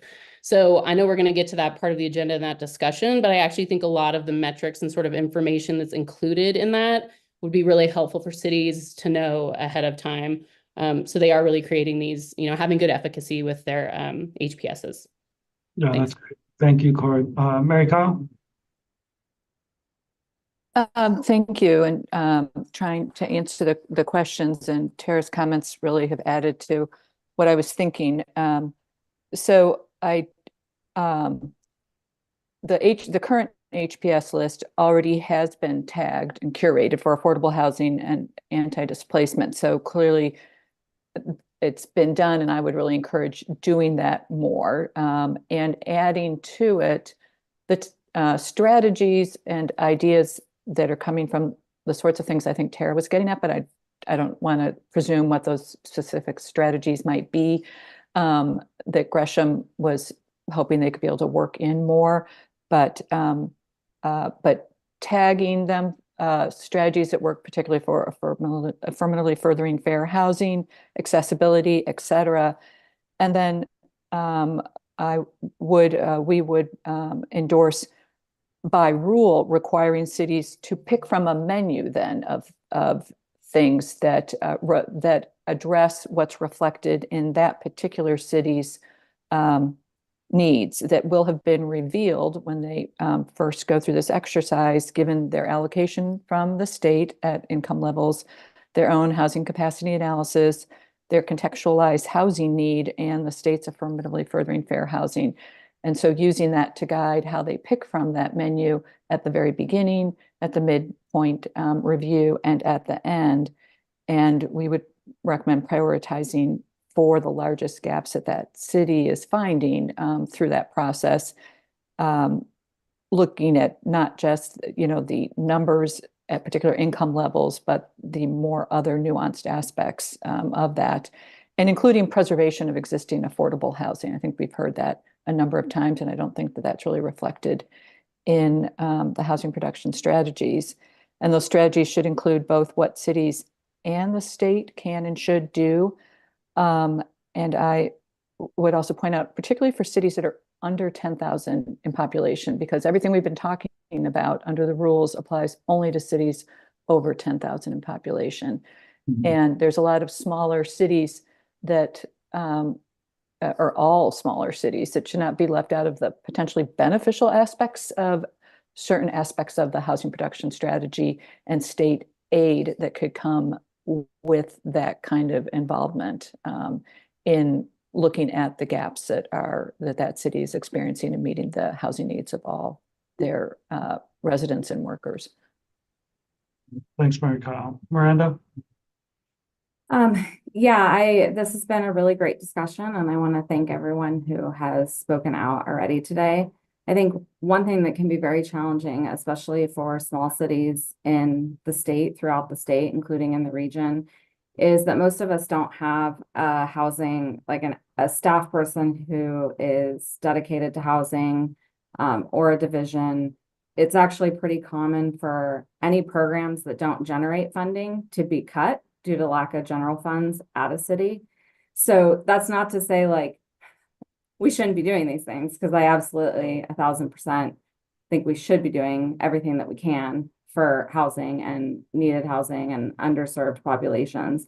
But I think it needs to be acknowledged that many cities throughout the state will be suffering from that position and will need as much guidance and direction from DLCD and the state as possible. And so that will kind of influence some of my comments to follow. I think that inevitably how DLCD will choose to evaluate cities, so things that will go in the dashboard or into the accountability framework, will inherently influence prioritization in the future in terms of how cities prioritize housing production strategies and the actions that they'll take first. So when we think about like what goes into kind of prioritization generally in an HPS, just know that how cities will be evaluated inherently will push their choices. So all of those pieces relate. I think what would be really helpful to cities is best practices information. So both best practices in terms of the strategies, which has been mentioned before, but also how to engage and get participation from community members who frankly often don't have time and don't participate in these processes. We need assistance either getting that engagement or having DLCD share with us what has been learned in other communities where successful engagement was able to occur. I think there's also a lot of information that's known at the national or state level regarding missing housing opportunities for protected classes that have not been adequately served by a white hetero male social construct. A lot of that information is gained through studies and other information, and it isn't necessarily or shouldn't be expected to come out of individual communities or cities' efforts. We don't have the resource to go out and figure all of that out on our own and do the research, and it's necessary for that type of information to be organized and passed along to cities by DLCD. So, there's a lot of good information out there about different decisions that are made at the city level. For example, as simple as which streets do we plow when it snows? Those things have been decided that inherently benefit certain individuals more than other individuals in our society. And so when we think about those things, like what are the relevant data points for our planners, for city housing folks to know to influence the policies that we're then prioritizing in our housing production strategies? I think I have a lot of questions on on the third kind of point of this about demonstration and how locals would demonstrate. I don't know how local jurisdictions would even know or measure how housing production matches or doesn't specific affected populations and demographics. I have a lot of questions about how we would do that. We can't codify, at least to me, it feels like there's a lot of limitations on what we can do to codify housing to specific people. And we don't even necessarily know who moves into or who buys those homes back at the city level in terms of assessing our housing production. Or maybe I'm just not knowledgeable about those things, which goes back to my first point about needing a lot of guidance from DLCD. And so to just kind of finalize on the 3 points, I think for elevating strategies and guidance, I think that should come from DLCD. I think prioritization should come from the city through our housing production strategy, so that it's really rooted in the local need. But obviously we'll be guided by factors that DLCD comes up with. And then demonstration, I think we need a lot of assistance in that. Thanks, Miranda. Mac and Mercedes, I am sorry. I need to move us on. We are way, way over time, but please add to the chat. We'll throw in also just the comment link again so folks can add so your thoughts don't get lost. Are folks okay with a 7-minute break since we're far behind? I know we have a big substantive conversation to have. Can we come back at 3 o'clock? Does that work? Okay, let's take our 7-minute break. We'll reconfigure behind the scenes and try to move us forward so we can have a good conversation. Thanks.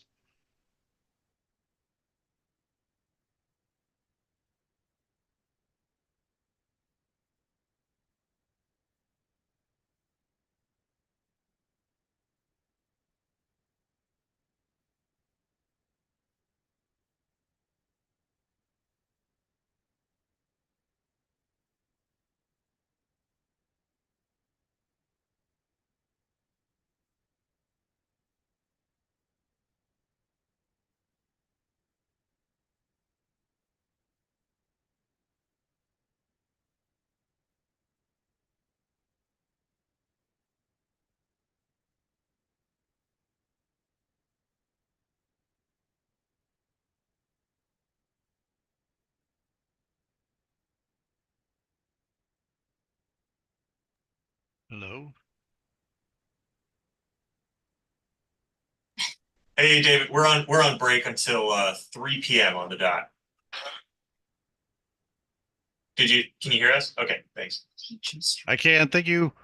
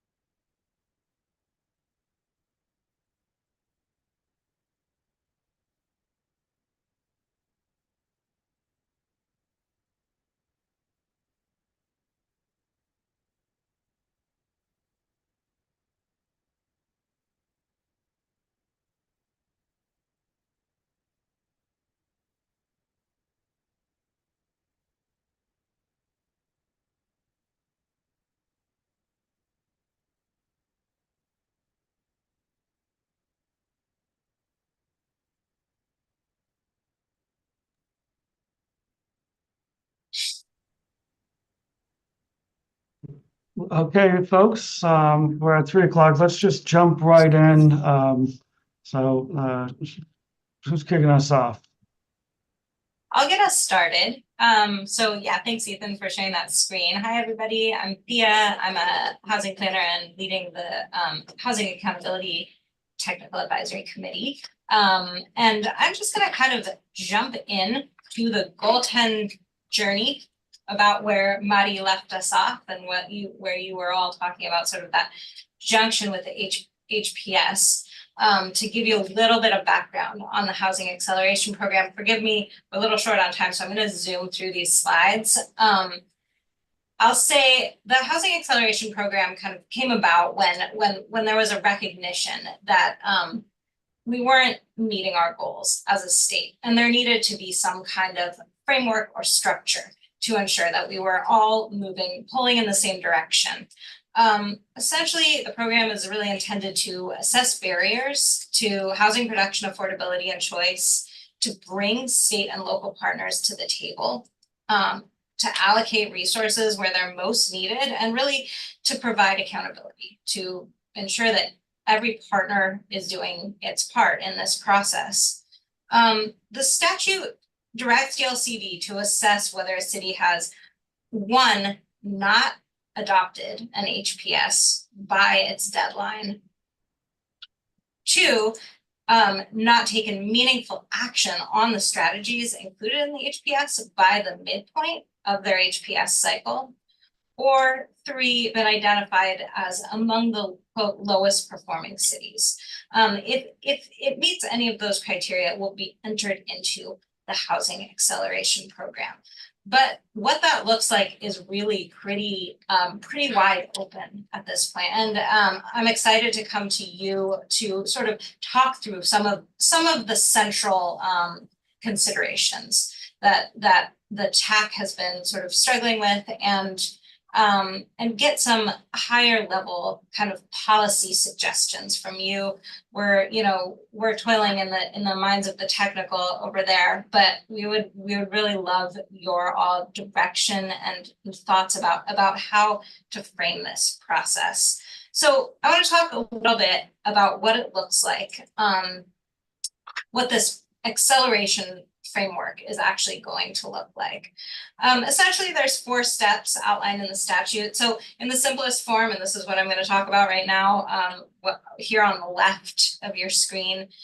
So step 0 really relates to the metrics used to track progress. So in addition to the HPS, it draws from the production dashboard, which is forthcoming, and an assessment of equity indicators. So both of these tools are under development at OHCS right now. In step 1, DLCD will determine which cities will be referred into the acceleration program based on the criteria we just talked about. In step 2, DLCD jumps into that audit of the barriers that came up in the conversation that we just had. So we'll sort of be revisiting that.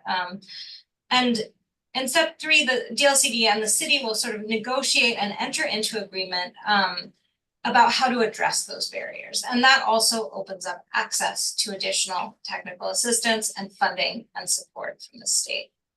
The flow chart on the right, which we don't need to talk about too much, I'm very proud of. It gives real 1998 computer vibes, and I'm into it. So this is just a roadmap of how a city moves through this process. I'm happy to share this with you. We have expanded ones, we have simplified versions, but just to know we've mapped this out, and it on paper works. So we can move on to the next slide to get into the questions that we're going to be talking about. So here are the discussion questions that we're going to jump into here. They sort of represent a distillation of what we've been hearing in the hot tack, and they both are sort of these dimensional questions. Like we're talking about 2 ends of the spectrum. So here we're talking narrow versus deep. Should a program focus on an in-depth evaluation of fewer cities or a lighter touch evaluation of more cities? And just to get your brains going, sort of what are the pros and cons of each approach? Is there a way to, I don't know if achieve both is necessarily the best language, but is there a way to sort of pull out the best elements of each approach and put them into our system? Discussion question 2, which we'll get to after that, just to get it in your hopper.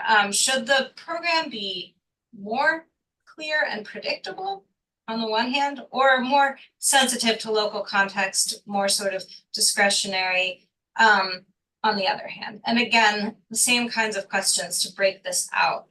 And okay, we can go to the next slide, and I'm going to pass it over to Sean to sort of give us some examples of what this might look like. Totally, yeah.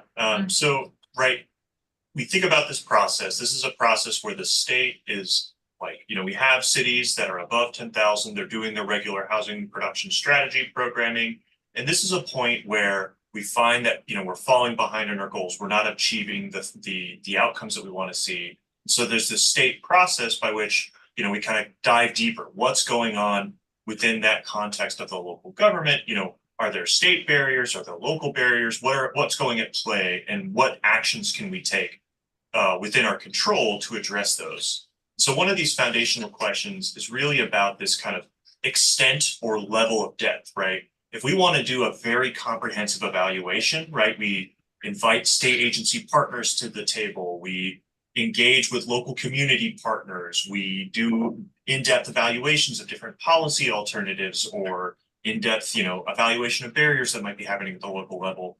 Those can help get to more effective audits, but they also take a lot of time and resources, right? So we have to think, and I think we've also heard too from our local partners, is that local governments also have constrained resources. So one of the foundational questions that we have to kind of address in how we operationalize this is, how do we prioritize a limited set of resources? Do we really focus on trying to do that more in-depth evaluation of fewer communities, or do something that's a little bit more lighter pass, right?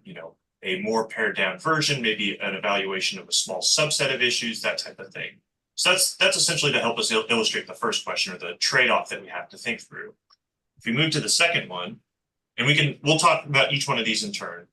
This one is really about a question or a tension that exists where, folks want the process to both be clear and easily predictable, but also very sensitive to local context. And both of those things can be in tension with one another.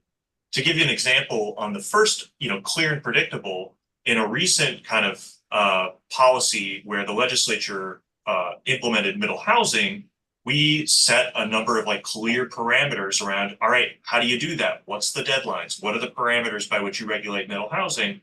And as a consequence, had a lot of success. It was very predictable. Local decision makers understood what was in and outside of their, decision-making authority, and it was very effective in being implemented. But on the other end, in terms of sensitivity to local context, we've talked about a lot of these. Say, for example, the idea of segregation, right? A lot of, say, methodologies that try to measure, say, racial and economic segregation in a context, say, like the city of Portland, they might identify something like the Cully neighborhood as being a segregated neighborhood, when I think contextually we know from, our kind of conversations and our understanding of the community that it is, kind of more of an enclave of diversity and resilience inside of the city of Portland. But understanding that takes discretion and nuance, which is kind of in tension with that clear and predictability. So one of the things that we're trying to think through is, where do we emphasize each? We've definitely heard so far kind of this need for both, but how do we operationalize that in the context of this process? So with that, Yeah, and I think we can just open it up. I don't know I'll kind of leave it up to you, Ben. Is it best to just leave it wide open? People can respond to the questions that they want to respond to, or should we try to be systematic about sticking to question one or two? I love just opening it up, and folks can kind of enter where they want to, and just, there's a couple ways to think about it, right? There might be some clear ideas that you have and want to just say, this is what you should do. Or I think it's really helpful for DLCD to continue to hear what would be the advantages or disadvantages, pros and cons, particularly through some of that equity framework as you go there. So let's go Brock, Sam, Mac. Yeah, and I apologize, but I'm going to ask a little bit of a question to staff. Is there a way that it could be focusing on question one here? Is there a way that it could be kind of a mix of both? Like you have, your lowest performing cities, right? And you want to make sure that they get a more in-depth evaluation, but you also have some other cities that are, maybe doing better, but are still missing their targets a little bit, and that requires a little bit of a shallower approach. I guess you would probably have to create some sort of decision matrix for or a scoring matrix, I guess, for where a city lands for each of those. But then kind of say hey, here's our in-depth review list, right? Here's our shallow review list, or we can get more cities in depth, where we can have, a deeper dive on the few. Is that something that is realistic? Let me ask you the question, Brock. Would that be your recommendation? Is that DLCD should actually develop a structure where the lowest performing are getting that deep dive and those that are in that kind of middle performing are getting more shallow? That is my recommendation if there's ability to do it. I think we're in the recommend. Don't ask DLCD what they think. This is you all what you think. So I'm going to capture that as a recommendation.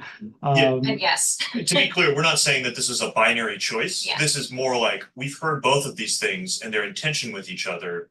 And how do we prioritize and operationalize each? There's ways that you can incorporate, clarity and consistency and nuance.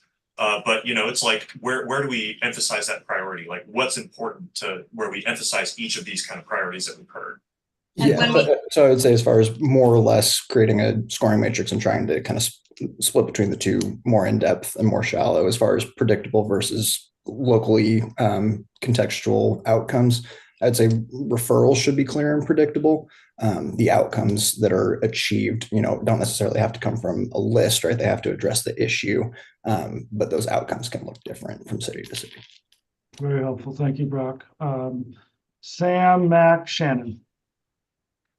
If I would say, I obviously like both breadth and depth are great, but I would say that depth is going to be really important, especially early on in this program, so that we can get a clear understanding of what the barriers are, and how deep they run. I think looking at the existing Goal 10 framework, there are examples of how cities have stuck to the letter of the law of Goal 10, while also essentially gaming the system and not making significant progress on their actual housing needs, even if they've remained in compliance the whole time. And I think that those types of issues are really only going to be surfaced through a more in-depth review, or occasionally by accident, which does happen. And I also think from the equity perspective, there really is enough variety in the equity issues that are being faced from community to community that it's going to need to be a deep and tailored look at what is going on in a particular community, because it is going to be dependent on the community. No, that's helpful, Sam. Let's go, Mac, Shannon. Awesome. Thank you. So I want to thank Sam for his comments there. I really appreciate that a lot. And it's definitely for a lot of these pieces where it's going to have a lot of impact. The deep dive is really necessary. However, I also want to give an ups to Brock's suggestion there. And it's something that I was going to suggest. So I'm happy he's already said it. But I think a structure of something that has a little bit more nuance, and I know it's not being presented as a dichotomy there, but I think that there should be some recognition within that framework of that there are certain housing markets and jurisdictions in the state that have an outsized impact on the regional housing market and the state housing market. For example, I think that the city of Portland should probably nearly always have to go through an exhaustive review. I think we can acknowledge that the city of Portland does not build enough housing of different types, income levels, and locations. It has statewide impacts. And so it's not just the city of Portland, though. I think there are other sort of jurisdictions, and I'm going to be a little chaotic and just name names that I'm thinking of off the top of my head there. It's like jurisdictions like Hillsborough, Beaverton, Salem, Eugene, Corvallis, Medford, Ashland, and Bend. Really, like if they are not building enough housing, it really trickles out over into different jurisdictions that are surrounding them there. And so they would really need more attention to make sure that they have addressed the barriers to the development of housing within those communities. In addition, for the like more smaller, like in recognition of only finite resources and time, some smaller jurisdictions or ones that don't have as much of an impact on regional state housing markets, I think a lighter touch could make more sense. But using specific metrics to determine if they need to go and weight those more to determine if they need to go into that acceleration program. And some of those metrics that I'm thinking of are rates of rent burden and severely rent burden households within those communities, the ability or rather inability of those jurisdictions to promote greater housing affordability, particularly at lower income levels, and also how they're addressing affirmatively furthering fair housing as really those, okay, if you're not scoring well in these, then you really do need to be addressed or go through that acceleration and a deeper dive program from there. And those are my thoughts. Yeah, thank you, Mac. Thea, did you want to jump in? Yeah, thank you. I really appreciate the super clear suggestions, Mac. I guess my question is about your first point. Are you suggesting that this subset of cities, including the sort of larger cities in Oregon, are always in the program, no matter what? I think like Barbie Dreamhouse budget, I think that would be lovely. But in acknowledgement of the limited resources that you all have, I think that maybe more often than not, they should be referred in, but like, sorry, I'm really thinking through this in live time here of like I think the barrier should be higher for those jurisdictions not to be referred into that deeper dive. Like if the city of Portland is meeting all of its goals and producing all the housing across that, perhaps like a checklist, then they don't need to go in for a deep dive. But yeah, does that answer your question? Well, I think that's helpful, Mac. And I think you gave a consideration when you think about outside influence and identifying the cities that have that regional impact as a way to think about kind of how do you differentiate the approach. So that was helpful. Thanks for that question, Thea. So I had Shannon, Julia, Mary Kyle, Mercedes. I have a suggestion, and it might also be a question based on my own lack of understanding. So it seems to me that the deeper dive is going to be the most effective where there's willing participation, right? Versus you got referred to the principal's office because you're doing a bad job. So now you're going to get lots of attention. I mean, just to be kind of blunt about it. Is there any sort of, is there a sense in which someone can agree to lean into this process with you and receive deeper support? I guess that's a question. Yeah, so one thing that the statute requires is it requires DLCD to do two things. So one, we have funding sources, right? And these funding sources are to support local planning. So if you need staff to do planning work or you need consultant support, right? That's a requirement that we provide that as part of the process. And then the other part is that there are other state agencies with other resources. We don't control what other state agencies do, but what it does direct us to do is to try to involve them in the process, try to mediate with the local government and that agency to try to identify other resources, right? So we can't guarantee that, say, for example, ODOT is going to spend transportation dollars on XYZ, but what it does require us is to kind of mediate a conversation between the city and ODOT if that's like an identified barrier. So it can be a part of the consideration of like thinking, hey, maybe, well, I guess it's kind of tough. How do you gauge the like good faithedness of participation in the housing acceleration program? But it could be this opportunity that we bring these incentives to bear to say, hey, here's the state picture and the coordination that can help us address some of these stateside barriers. And I'll just add that we really, we have heard from cities that, thinking about it more as an opportunity to help them address the barriers is absolutely a compelling reason to participate willingly in the process. I think that is where we're coming from about it is not, you're a bad actor, but you're dealing with some real difficulties, accomplishing the goals that you've set out to accomplish. And so we're going to try to bring the resources of the state to the table.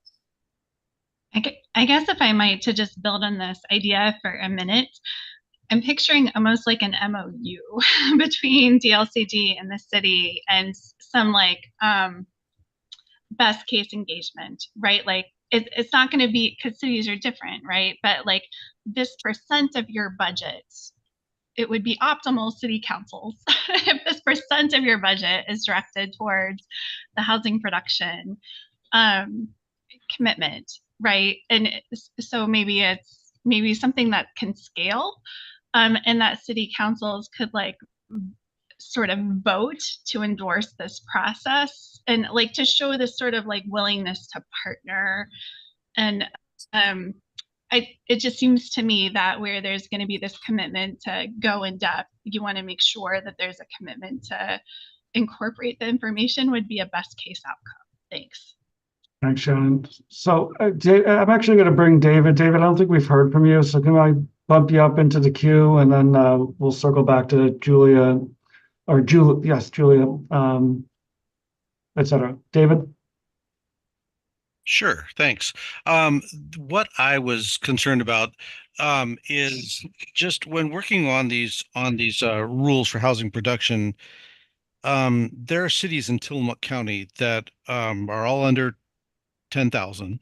And we were captured by Senate Bill 406, which puts all these requirements that cities over 10,000 have on them. And I think just thinking about this, when DLCD thinks about this and the rulemaking and developing this system, how they're going to really be handholding the smaller cities, the smaller communities, and how this is going to be addressed for us. I'm in the city of Bay City. We have 1,600 people. So we're pretty small, but we're going to be required to meet a lot of these requirements. Thank you. No, thank you. Yeah, and one of the concepts that's kind of in the statute is this concept of proportionality in relationship to a city's size and capacity. So that's a salient point. Thank you. Yes, and we'll also be looking very carefully at peer cities. We're not going to be comparing small cities to larger cities with greater capacity, greater budgets. So how that gets put together is still under consideration, but definitely something that we're thinking about a lot. So I appreciate you bringing that up. Yeah, thanks, David. Thanks. So let's go Julia, then Mary Carl, then Mercedes, and Ann. There we go. Yep. Thank you. So I wanted to circle back to some of the comments from the previous topic, since I feel like they're pretty relevant here. So Miranda's point, kind of just bringing that back here, I think I want to kind of just layer in some thought around, to a degree, maybe prioritizing certain outcomes related to like equity and, affordability, whatever, kind of acknowledging the barriers that exist within the market to provide that type of housing, and by way of potentially showing those as a priority for determining if you're doing a deep dive versus a more shallow kind of review, can then be a value statement from DLCD and the state in terms of this is very important to us. And so if you're not really leaning into these, then that gets reflected, I guess, in kind of the outcomes on the accountability side of things, while also acknowledging that this acceleration program, again, isn't intended necessarily to be a bad thing. I've heard in the accountability talk from several cities actually being like, how do I sign up to be in this, because of the kind of resources that get tied to that. So I also I like Mac's framework for acknowledging kind of the impactful shed that happens from larger jurisdictions, but also on the flip side of that coin is I think there's a reality that a lot of the smaller jurisdictions with lower capacity, perhaps more complicated politics, could maybe benefit more from that deep dive, just in terms of kind of giving them again, greater capacity, greater understanding of opportunities within their policies, while also providing potentially a stronger backstop for them in terms of actually implementing those things and getting things moving through. So I definitely am in favor of this kind of like two approaches, and there being some clear ways for knowing which lane you're going to get slotted into. I'm really swinging back and forth about what exactly those determinants are, which I know is exactly the question. But I just wanted to again layer in kind of that component of both size and capacity, but also values around certain types of housing or populations that often get left behind, maybe being a part of that. Yeah, thanks. You're continuing to name some of the complexity I think we're grappling with. Mary Kyle, jump in, please. So endorsing what Julia said and building off a little bit, of course, the reason we're asking this question is because DLCD doesn't have the capacity to do an in-depth audit of every city and then what that means rolling out. So we would support a hybrid approach, also recognizing that it's not clear how we would differentiate between cities and what lane or lanes they go into. Maybe there's more than two. I think Mac's recommendation or idea about the large cities because they have such a watershed impact is interesting, but I think it also leaves out cities that are not necessarily a major urban hub affecting the housing markets of a lot of other places, but who could use the benefits of being in the housing acceleration program or might want to make use of those benefits, like a Pendleton or a Baker City, or the coastal cities, as David just mentioned. Tillamook County is swept into all of this, but there are very few, maybe only one city on the coast that's over 10,000. I'm sure.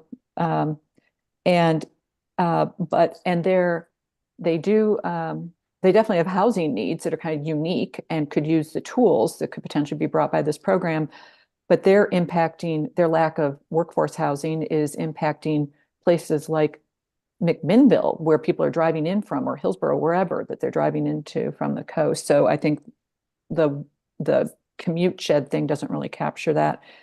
And also, I think there's a number of cities, especially in these smaller cities, where the zoning tools might not be the biggest issue. Instead, there are things that are not directly in their control, like infrastructure, the availability of a labor force for building housing, and their staff capacity. And those are things that I think only state agencies can come and provide assistance to get to those places. Thanks. Yeah. Thank you. Mercedes? Thank you. I would really look for some kind of clear and predictable set of standards. I definitely hear all the questions and concerns about like everything's different everywhere, but I think if we look at other state and local partnerships and different agencies across the state, when there aren't clear standards, there ends up being tons of conversation about like if we have to do things, if it really applies to us. And I think if we want to avoid, situations where a local community is like, well, we don't have an equity issue. Everyone who lives here is white, right? So we don't have to do anything on that one. Then it has to have some sort of clear set of expectations and standards. And then it becomes a self-evaluation. These are places where my local community needs a lot of help, a medium amount of help, or we're really confident in our capacity to respond to these things. So it's not like, again, kind of shifting that mindset from like, we're not grading you on things or telling you you're doing bad things. We actually want you to tell us what is the gap between where you are today and what it would take to meet a standard like this. I also think when we have too many differential standards, we end up in situations where it becomes very difficult for folks to move around our state, where there are literally places that are not welcoming and not safe for them to live because that local community got to decide what equity meant to them, and it meant excluding their community. Right. And I think it's important that we have some certain standards around production, around equity goals, around rent restricted affordable housing, where we're asking everyone to lift up where they currently are and not to be afraid of those challenges, but to actually identify, if you want us to do things like this, we're going to need a lot of support because we don't have the capacity to do it now. And thinking of that self-reflection is a very good and positive thing, rather than kind of trying to race towards the lowest common denominator. Mercedes, just really quickly. So then does DLCD need to then figure out how to prioritize? So if every city that is under ONA do that evaluation and every city needs those resources, is there a guidance for DLCD around like, then what?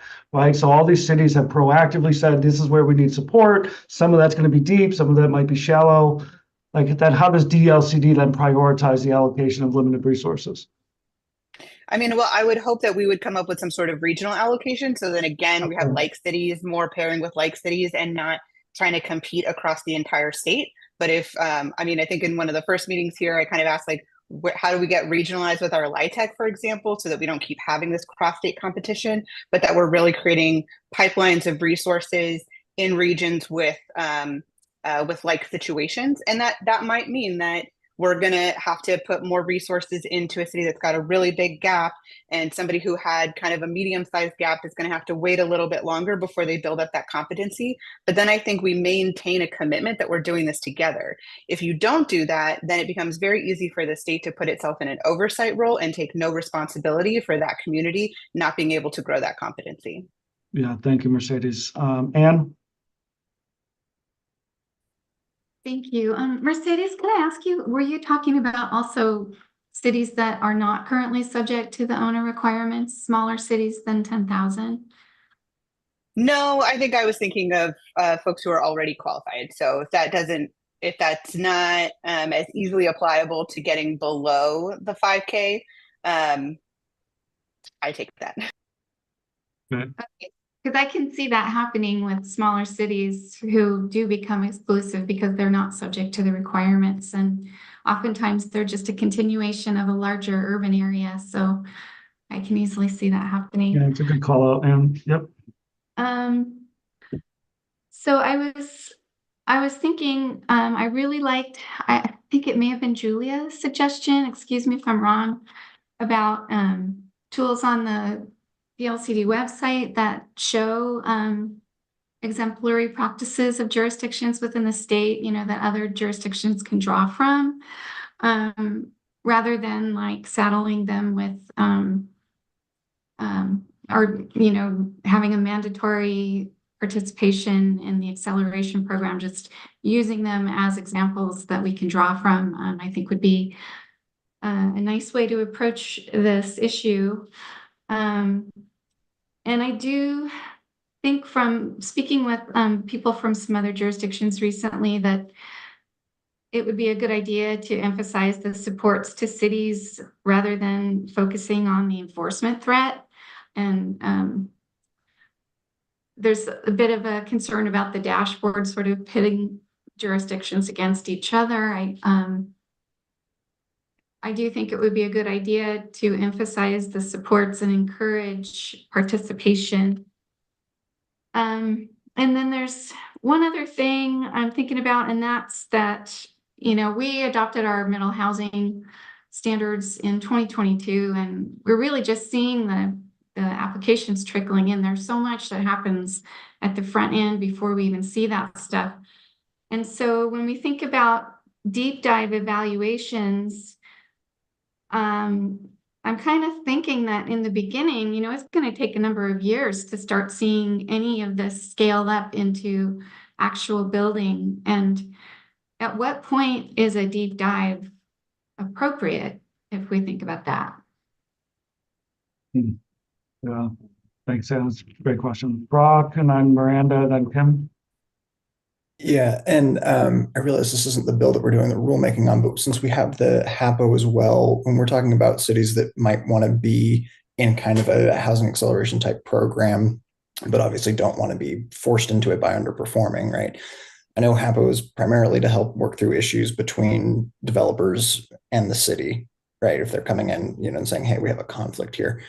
Is there, and aside from, just kind of general staff capacity, and maybe that's what my comment is here, is just like, maybe this is something DLCD should request from the legislature, is just like, hey, can we have some increased capacity that, if there's a city that says, hey, we're doing great on, 9 of these 10 things, but there's one where we need a little bit of a deeper dive, just having some extra staff or resources to be able to just really, be like, hey, help, and then dive into that one issue as opposed to being referred into an acceleration program or having a conflict that sends you to HAPO. Yeah, the one thing I should point out, Brock, the statute, Senate Bill 1537 does explicitly prohibit the HAPO from doing anything in the housing acceleration program. So the folks who will be doing it are DLCD staff. So, that might be that we could potentially leverage some of the expertise for things like code related stuff, but there's some limitations there in statute. So yeah, it was a deliberate decision, But I think I did hear your suggestion, Brock, that there be sort of an off ramp for cities that might just need a little boost. And I think that building this framework, we can definitely start to see where those interventions can happen. And working through this sort of systematically with communities will make it really clear. I think what you're saying is spot on, but first we have to build the thing, and then maybe we'll come back to that. But also here, Brock, not from the standpoint of these rules, but just there's A and B, and it seems like a lot of people are looking for something in the middle. It's a broader policy conversation outside this as well. Okay. Thank you. Just draft up the pop now. Well, and I think that's it's the undergirding of this conversation is the limited resources, and where are there those kind of targeted opportunities to potentially build capacity, maybe not to max Barbie dream house comment earlier, but if there's these very specific gaps that fall, to your point, Brock, right, in between kind of acceleration, referral, right, enforcement, and proactive. I think Mercedes used that language. Like, how do you start thinking about that need as well? Miranda? Yeah, I think this is related to some of the thoughts I've been having, which is that it would be easier. I feel like it would be easier to answer this question or have at least good feedback and ideas if I better understood what the dashboard will look like and kind of all the different measures that will be on that housing production in terms of the targets and the equity indicators. And so therefore the potential triggers that would then need to be reviewed with DLCD as part of any type of acceleration program or referral into the HAPO.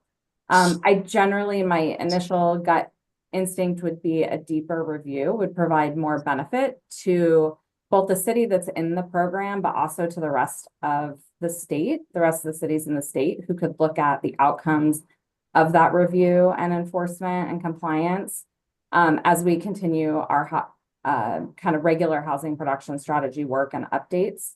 I think it's important to realize that funding at the state level that we're seeing right now probably won't be permanent.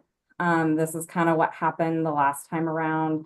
That's what we've experienced with periodic review and the Goal 10 work and housing needs analysis back in the day. When that expired, the ability for small cities to do the work also expired. So I think it's important for us to think about what would be produced as a result of these compliance orders and the work, and therefore what would have the greatest long-term impact of that work. I also think we should be aware that based on our current deficiency, there's already been broad acknowledgement that no city is likely to meet its targets or its goals. So I kind of just want to say that in and of itself, that might not be a good determinant on who's entering the program or not, but it's really about progress. And so, which I think is helpful for us to think about as it relates to what those indicators and measures will be to figure out kind of that clear understanding, that clear and objective way of knowing who will be triggered through this process and who won't. I think to some extent we're on the path that we're on because we have had certain cities that have not responded. And I think if we truly want to be effective, that we do need to go deep and force change where the resistance has been consistently. And so I think that furthers my thought that going deep has greater benefit. I also agree that there will be cities that get entered potentially into this program or get elevated because of non-city controlled factors. And in that case, it might be that a lighter touch is more relevant because they're potentially doing all the things within their control and can report that out through the housing production strategy. But that where there are kind of these factors outside of the city's control, DLCD should help as much as they can. And that maybe that's where we have the lighter touch, is helping to try to get them unstuck from those elements that they can't truly control, whether that's because of the market or something at the state level. Can I ask a follow-up question to that actually, Miranda? Because part of me is thinking that almost like if a city is facing factors that are outside of their control, like it would almost take more work. An example is like if you have, let's say a city, let's say we found that like there's an ODOT facility that's at capacity and ODOT's not budging, they're like, you're capped, right? It would take quite a bit of work to like go through that process to bring them to the table, to get, you know, the mediation going. And do we want to emphasize that? Or because a lighter touch is like, we wouldn't be doing as much work in that context. So we would be less able to like coordinate different state agencies, for example, on maybe a factor that's outside of the city's control. So do you think that's important? Because that is a deeper dive, you know? So I guess I misinterpreted how you presented deeper dive versus lighter touch. I interpreted deeper dive as kind of looking at all the factors that might be in the housing production strategy, all the different elements that a city could be doing, and doing a deep dive into kind of market and code and like a code audit and, you know, kind of other housing production related activities like incentives or financial programs. I interpreted, I guess, deeper dive in that manner and not necessarily just number of hours worked on a thing. So with that context, I do think that yes, that deeper dive would still be needed in those cases, because those are things that often a local jurisdiction can't get unstuck, or when they meet the resistance, they're just like, well, we don't know how to fix that. And so you really do need the guidance and help of folks like at DLCD or in the HAPO who can help with that, those communications and that collaboration to kind of further that process along. So I suppose that's a deep dive in both scenarios. Yeah, can we do a deep dive for everybody? Everything. That'd be great. Ethan, and then Kim will come to you. Yeah, thanks, Ben. And sorry, Kim, for jumping in there. I think that question that Sean asked was one that I was also going to ask about. You know, is there benefit in prioritizing particular factors or not factors, but metrics of progress, and then using those as the key metrics for determining that referral into the acceleration program? That's kind of what I, heard from the conversation. But Miranda, you also raised a point that I think got a lot of nods across the DLCD team here that I just want to point out, which is that this work is really focused on the actions that local governments are taking, and specifically the actions within their control that they're taking. And I think if that is going to be the core, performance metric that we're kind of looking at, the actions that local governments are taking in terms and to meet the various segments of their housing need, the Oregon Housing Needs Analysis, DLCD, HAPO, whoever that is, should be coming along and providing resources on making those actions the most effective that they can be, right? And I think, there is a separation there, to kind of Brock's point, between HAPO and ONA, the accountability framework in ONA, but really it's centered around provide DLCD, play your role in providing those resources to local governments to get them across the finish line, to take those actions that are most meaningful and most impactful. And I think that's just really a key note that, or a key pillar of this program that I just want to highlight for folks in this room and folks who will be listening in the future. No, thanks, Ethan. Kim? Thanks. In regards to the question about resources, I think for this question, and probably for all of this work and going forward, it's difficult to answer that in the general landscape of this meeting. I really feel like we need the 3 scenarios in front of us, and and this set of criteria will lead to these outcomes, and this other set of criteria will lead to some other outcomes. What do you think? And then the conversation is somewhere in the middle of all that. And then in terms and then one thing I just wanted to pose, I don't know if it's practical, there are lots of communities where are more marginalized or protected class communities. There may have been some community engagement about, how the housing production would happen. And we know that there are communities that are not performing, and intentionally so, to exclude communities of color and other communities intentionally. And so where is the opportunity, not only for us to affirmatively say, this is what we want, but also to say, hey, this isn't working, and we're petitioning that the state step in here and take action and, do that deeper dive or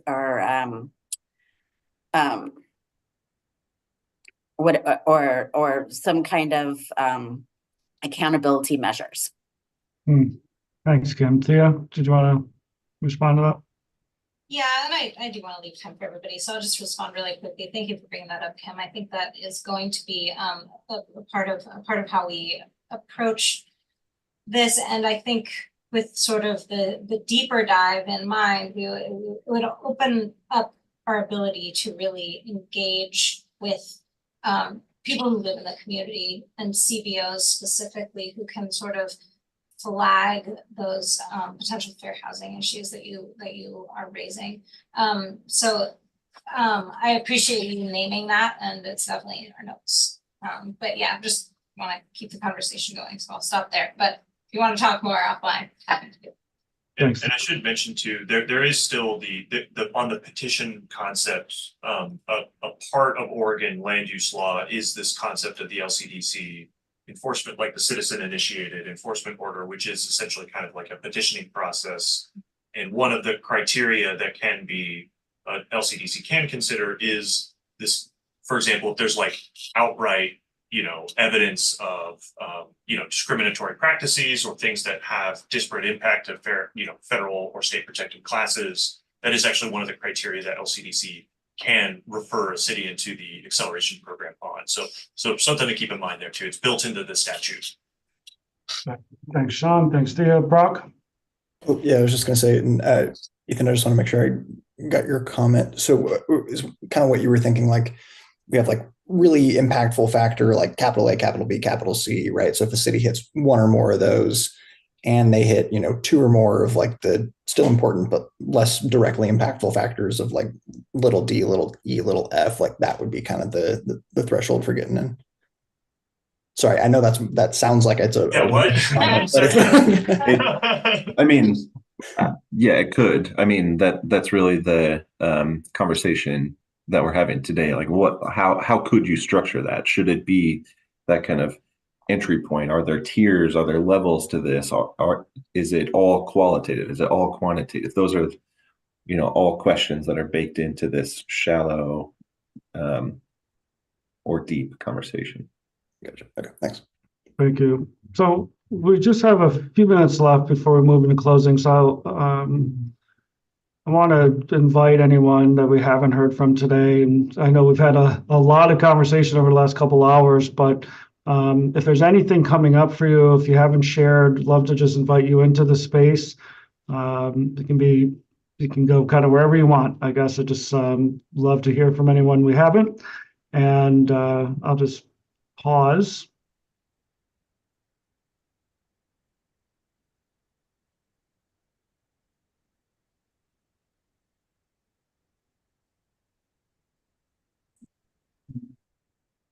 Beth, thank you. I know there's been a couple comments into the chat, so appreciate you contributing in that way. Anita?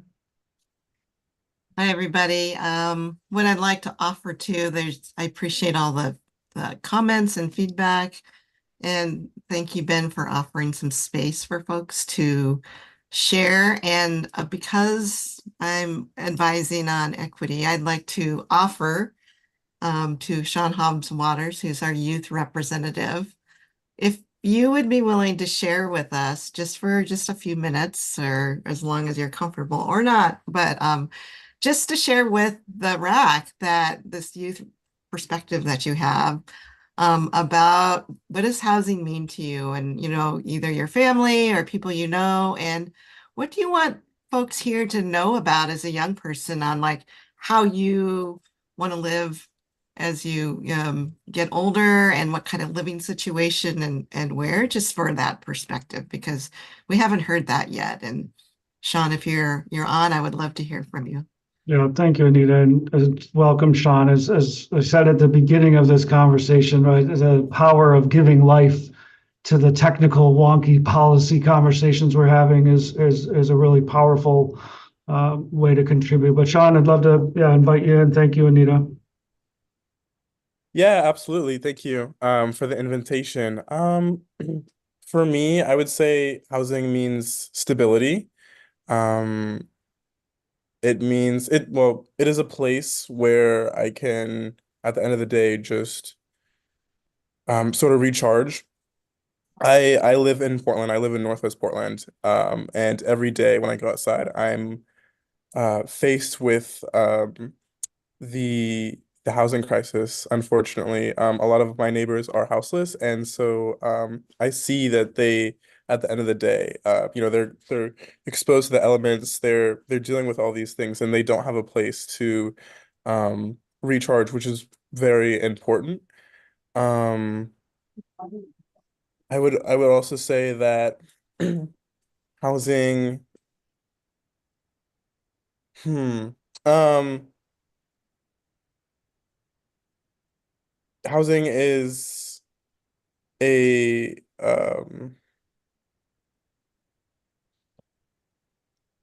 it's a space for gathering. Um, you know, it's a space where it's like, you know, folks can kind of come together and share a meal or just kind of kick it. You know, and so yes, yes, housing is it's like essential, you know, it's a necessity, but also like outside of that, like it's so much more. And I hope that as we're having these conversations about housing, something that's not missed is the quality of it.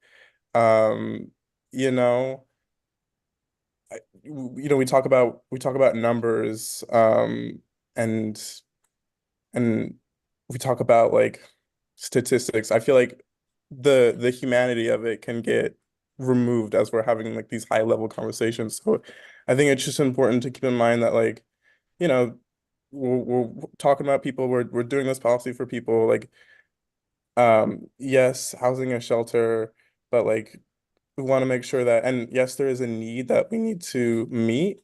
Um, but like the housing that we're doing, like we have to make sure that it's not substandard. Because then we're just perpetuating the same things that we're trying to fix. Um, and then to answer the second part of your question, I would say as I get older, you know, I would like to live in um neighborhoods where, you know, I can afford to buy, where I can build community and I can live there um for as long as I please, you know, I'm not displaced. So again, going back to stability, that's just like something that's really important to me. And yeah, and sorry, that was kind of all over the place. It's midterms this week, and like I got like no sleep last night. I pulled an all-nighter, so I'm like not my best self right now.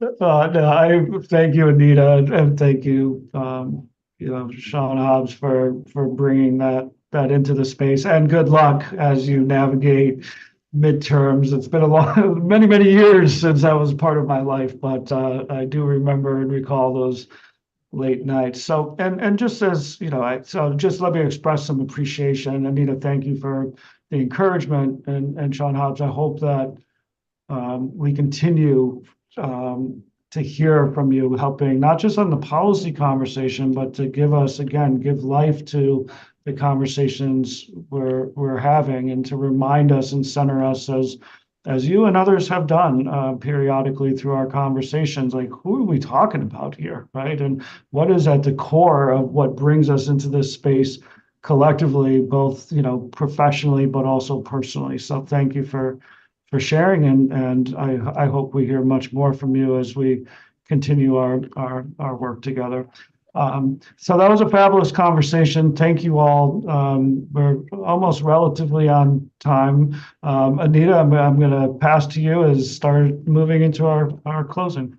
Thank you. I just wanted to recap on our racial equity framework, because there's a lot of really great discussion and might be worthwhile to bring up in some of your more in-depth TAC meetings. One of the things related to the equity framework is, what are some things outside the jurisdiction of DLCD? I talked about it last time. I heard some things.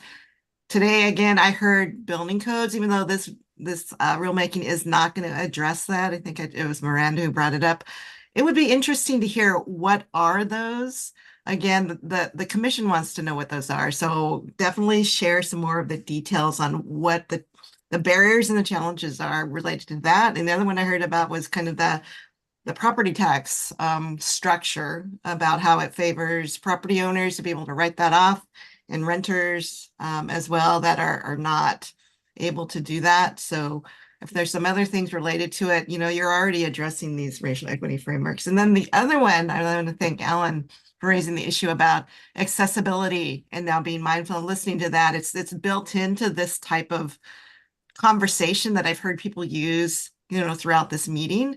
So I think, again, a conversation about accessibility, and I wanted to bring up a point that Celestina had made, that the locations meeting was specifically about physical accessibility for folks with disabilities, from housing units to services and amenities such as safe crossings and sidewalks that can support multiple mobility needs, including rolling between homes and transit stops and amenities. So I think, again, we're some deeper discussion. Alan, you brought up such an important conversation. And I think really, as an umbrella of accessibility, I think your suggestion was really good, more to the point of using, affordability, other types of things as far as how that means. I think someone said, anyway, there's a number of terms to really kind of refine, understanding there's some within statute and rules, but also for this group to really be mindful and respectful of that. So I think the other one was really talking about limited resources and making sure equity and engaging communities that are impacted the most are not, cut from that resource limited concerns. And so, again, keeping that front and center as a racial equity component. I think that's about it for now. So thanks, everybody. Well, thank you, Anita, and we'll challenge DLCD and the tax to break out the thesaurus, right? Because I do think, whether it's availability, I think there was a chat around attainable housing, right? So there's other words that speak to the same concept without overlapping with this really critical relationship with disability as we think about accessibility. So thank you, Anita, for those reflections. I'll just do a couple next steps, and then Ethan, I'll pass it to you. So just know on your calendar, May 23rd, 9 a.m. to 12 p.m. is our next RAC. We are also going to really encourage you, so that, both for continuing to contribute ideas, but also we have a meeting survey that will be going out as a mechanism to, again, add more ideas, but also if there's things that we can do as a project team, facilitation team, staff team, right, to really help ensure that you all can contribute your expertise in the ways that are most effective, efficient, attainable, maybe is the word I'll use for how you engage in this process. So Ethan, I'll pass it to you. Thanks, Ben. Yeah, just want to underscore that post-meeting survey, so that'll get sent out most likely tomorrow. But that survey is really an opportunity for folks to, as they are reflecting on these meetings, to put down in words their thoughts, or give you some more time to put those thoughts down and send them off to DLCD. They're a critical part and a crucial part of our feedback process. And as you know, or as you may have seen in this meeting packet here, we take the names off of those responses, but we want to share those with the rest of the group. So hopefully that provides some safety in being able to convey that and putting that in writing. I'm also going to put just really quickly in the chat the link to the registration for the methodology, the housing needs allocation methodology that's happening this Friday. That is the statewide methodology. It's kind of the draft methodology.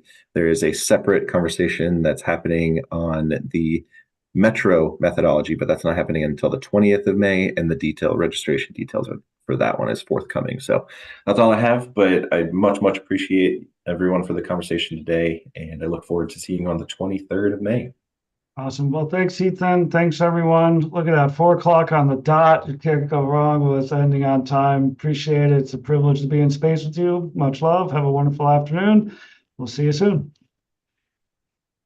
Thanks, everybody.